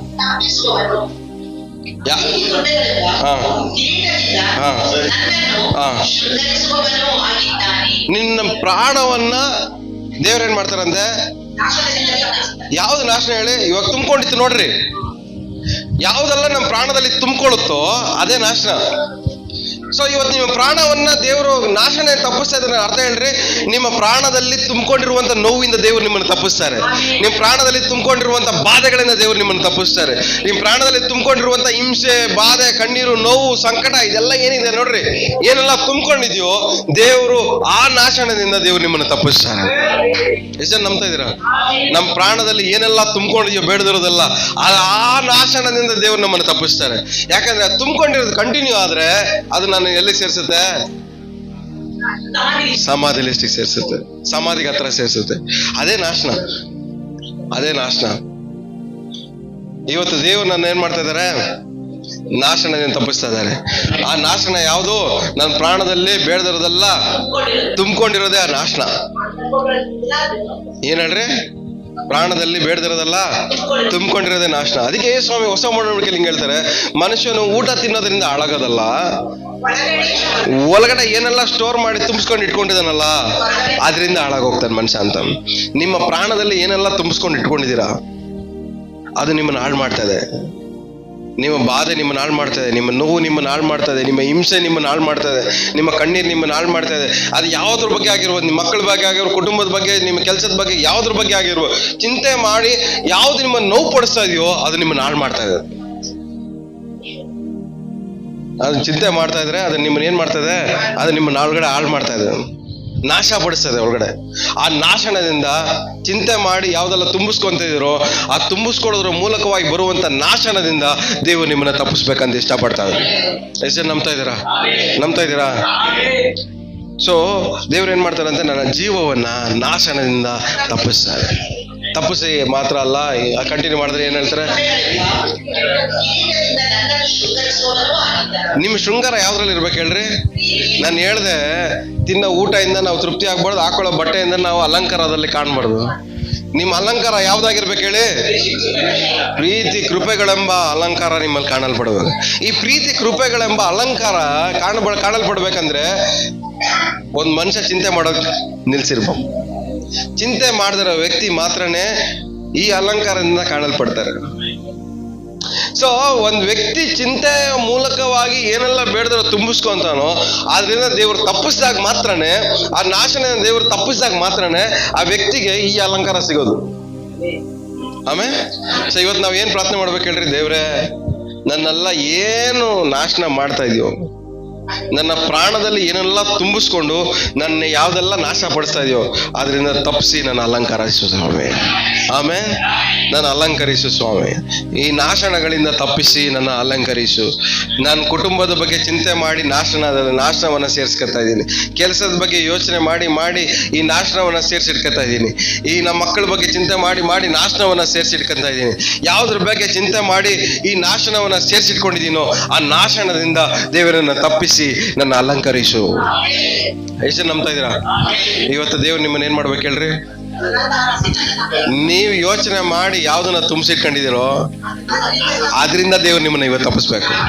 ಆಮೇಲೆ ಸೊ ಯಾವ್ದನ್ನ ಚಿಂತೆ ಮಾಡಿ ತುಂಬಿಸಿಕೊಂಡಿದೀವೋ ಆದ್ರಿಂದ ದೇವ್ರು ನಮ್ಮನ್ನ ತಪ್ಪಿಸ್ಲಿ. ನಾವು ಯೋಚನೆ ಮಾಡ್ತಾ ಇರೋದೇ ನಮಗೆ ನಾಶನ ನಮ್ಮ ಯೋಚನೆ ನಮಗೆ ನಾಶನ. ಎಲ್ಲ ಬಾಯ್ಬಿಟ್ಟು ಅಡಿಕೆ ಮಾಡಿ ನಮ್ಮ ಯೋಚನೆಗಳೇ ನಮಗೆ ನಾಶನ. ಆ ನಾಶನ ಅಂದ್ರೆ ಏನು ಹೇಳ್ರಿ? ನಮ್ಮ ಯೋಚನೆ. ಅಲ್ಲೂಯ್ಯ.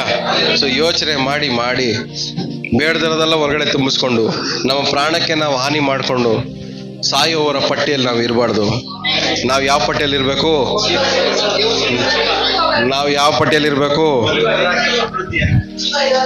ಜೀವ ಇರೋರ ಪಟ್ಟಿಯಲ್ಲಿ ಇರ್ಬೇಕು. ಸೊ ದೇವ್ರ ನಾಶನ ತಪ್ಪಿಸಿದಾಗ ನಮಗೆ ಒಂದೊಂದು ವಾಕ್ಯ ಓದ್ಕೊಳ್ಳೋಣ. ಹಂಗೆ ಕೀರ್ತನೆ 91ನೇ ಅಧ್ಯಾಯ 16ನೇ ವಾಕ್ಯ.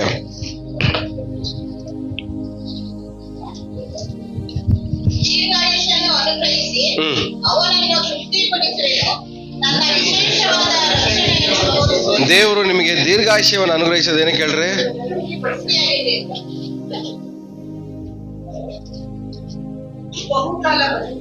ಬಹುಕಾಲ ದೀರ್ಘಾಯುಷ್ಯವನ್ನು ದೇವ್ರು ನಮ್ಗೆ ಅನುಗ್ರಹಿಸೋದು ಏನಕ್ಕಂದ್ರೆ, ನಿಮಗೆ ಯಾರಿಗಾದ್ರೂ ದೇವ್ರು ದೀರ್ಘಾಯುಷ್ಯ ಕೊಟ್ರೆ ನೀವು ಇರುವಂತ ಟೈಮುನು ಎಕ್ಸ್ಟ್ರಾ ಟೈಮುನು ಚಿಂತೆ ಮಾಡಿ ಊಟದ ಬಗ್ಗೆ ಬಟ್ಟೆ ಬಗ್ಗೆ ಚಿಂತೆ ಮಾಡಿ ಅದನ್ನು ಹಾಳು ಮಾಡ್ತೀರಾ. ಈ ಊಟದ ಬಗ್ಗೆ ಚಿಂತೆ ಮಾಡೋನಿಗೆ ದೀರ್ಘಾಯುಷ್ಯ ಅವಶ್ಯಕತೆ ಇಲ್ಲ. ಇವನು ದೀರ್ಘಾಯುಷ್ಯ ಬೇಕಾ? ಕೇಳ್ರಿ ಪಕ್ಕದಲ್ಲಿರೋರಿಗೆ. ಊಟದ ಬಗ್ಗೆ ಬಟ್ಟೆ ಬಗ್ಗೆ ಯೋಚನೆ ಮಾಡೋನ್ಗೆ ದೀರ್ಘಾಯುಷ್ಯ ಏನಕ್ಕೆ ಅವಶ್ಯಕತೆ ಅಂತ ಕೇಳ್ರಿ. ಯಾಕೆ ಬೇಕು ದೀರ್ಘಾಯುಷ್ಯ ಅವನ್ಗೆ? ಅವ್ನ್ ದೀರ್ಘಾಯುಷ್ಯ ಕೊಟ್ಟರು ಅವ್ನು ಮಾಡೋದೇನು ಹೇಳ್ರಿ? ಅದೇ ಮಾಡೋದ್ ಕೆಲಸ ಅವನು. ಆದ್ರೆ ಇವತ್ತು ದೇವ್ರು ನಮಗೆ ದೀರ್ಘಾಯುಷ್ಯ ಕೊಡ್ಬೇಕು ಅನ್ಕೊಂತ ಇದಾರೆ. ಆದ್ರೆ ನಾವು ಯಾವ ತರ ಬದುಕ್ಬೇಕಂದ್ರೆ, ಊಟಕ್ಕಿಂತ ಪ್ರಾಣವು, ಉಡುಪಿಗಿಂತ ದೇಹವು ಮೇಲಾದದ್ದು. ಅದಕ್ಕೋಸ್ಕರ ನಮಗೆ ದೀರ್ಘಾಯುಷ್ಯ ಬೇಕು. ಆಮೇಲೆ ನಮ್ಮ ಪ್ರಾಣ ಇಂಪಾರ್ಟೆಂಟು, ನಮ್ಮ ದೇಹ ಇಂಪಾರ್ಟೆಂಟ್. ನಾವು ಬದುಕುವಂತ ಜೀವನ ಊಟಕ್ಕೋಸ್ಕರ ಬಟ್ಟೆಗೋಸ್ಕರ ಅಲ್ಲ, ನಮ್ಮ ಪ್ರಾಣಕ್ಕೋಸ್ಕರ, ನಮ್ಮ ದೇಹಕ್ಕೋಸ್ಕರ. ಆಮೇಲೆ ಇವತ್ತು ನಮ್ಮ ಪ್ರಾಣದಲ್ಲಿ ಹಲವಾರು ನೋವುಗಳಿಂದ ತುಂಬಲ್ಪಟ್ಟು ನಾಶನಕ್ಕೆ ಸೇರ್ಕೋತಾ ಹತ್ರ ಆಗ್ತಾ ಇದೆ. ಸೊ ನಿಮ್ಮ ಪ್ರಾಣದಲ್ಲಿ ತುಂಬಿಕೊಂಡಿರುವಂತ ನೋವು ಬಾಧೆಗಳೆಲ್ಲವೂ ನಾಶನಕ್ಕೆ ಹತ್ರ ಸೇರಿಸ್ತಾ ಇದೆ. ಇವತ್ತು ದೇವರು ನಿಮ್ಮ ನಾಶನದಿಂದ ದೇವರು ತಪ್ಪಿಸಲಿ. ನಿಮ್ಮ ಪ್ರಾಣದಲ್ಲಿರುವಂತ ನೋವನ್ನ ಬಾಧೆಗಳನ್ನ ದೇವರು ಇವತ್ತು ದೂರ ಮಾಡಲಿ. ಎಲ್ಲ ಇರೋ ಜಾಗದಲ್ಲೆಲ್ಲ ನಿಂತ್ಕೊಳ್ಳೋಣ. ಹಲ್ಲೆಲೂಯಾ.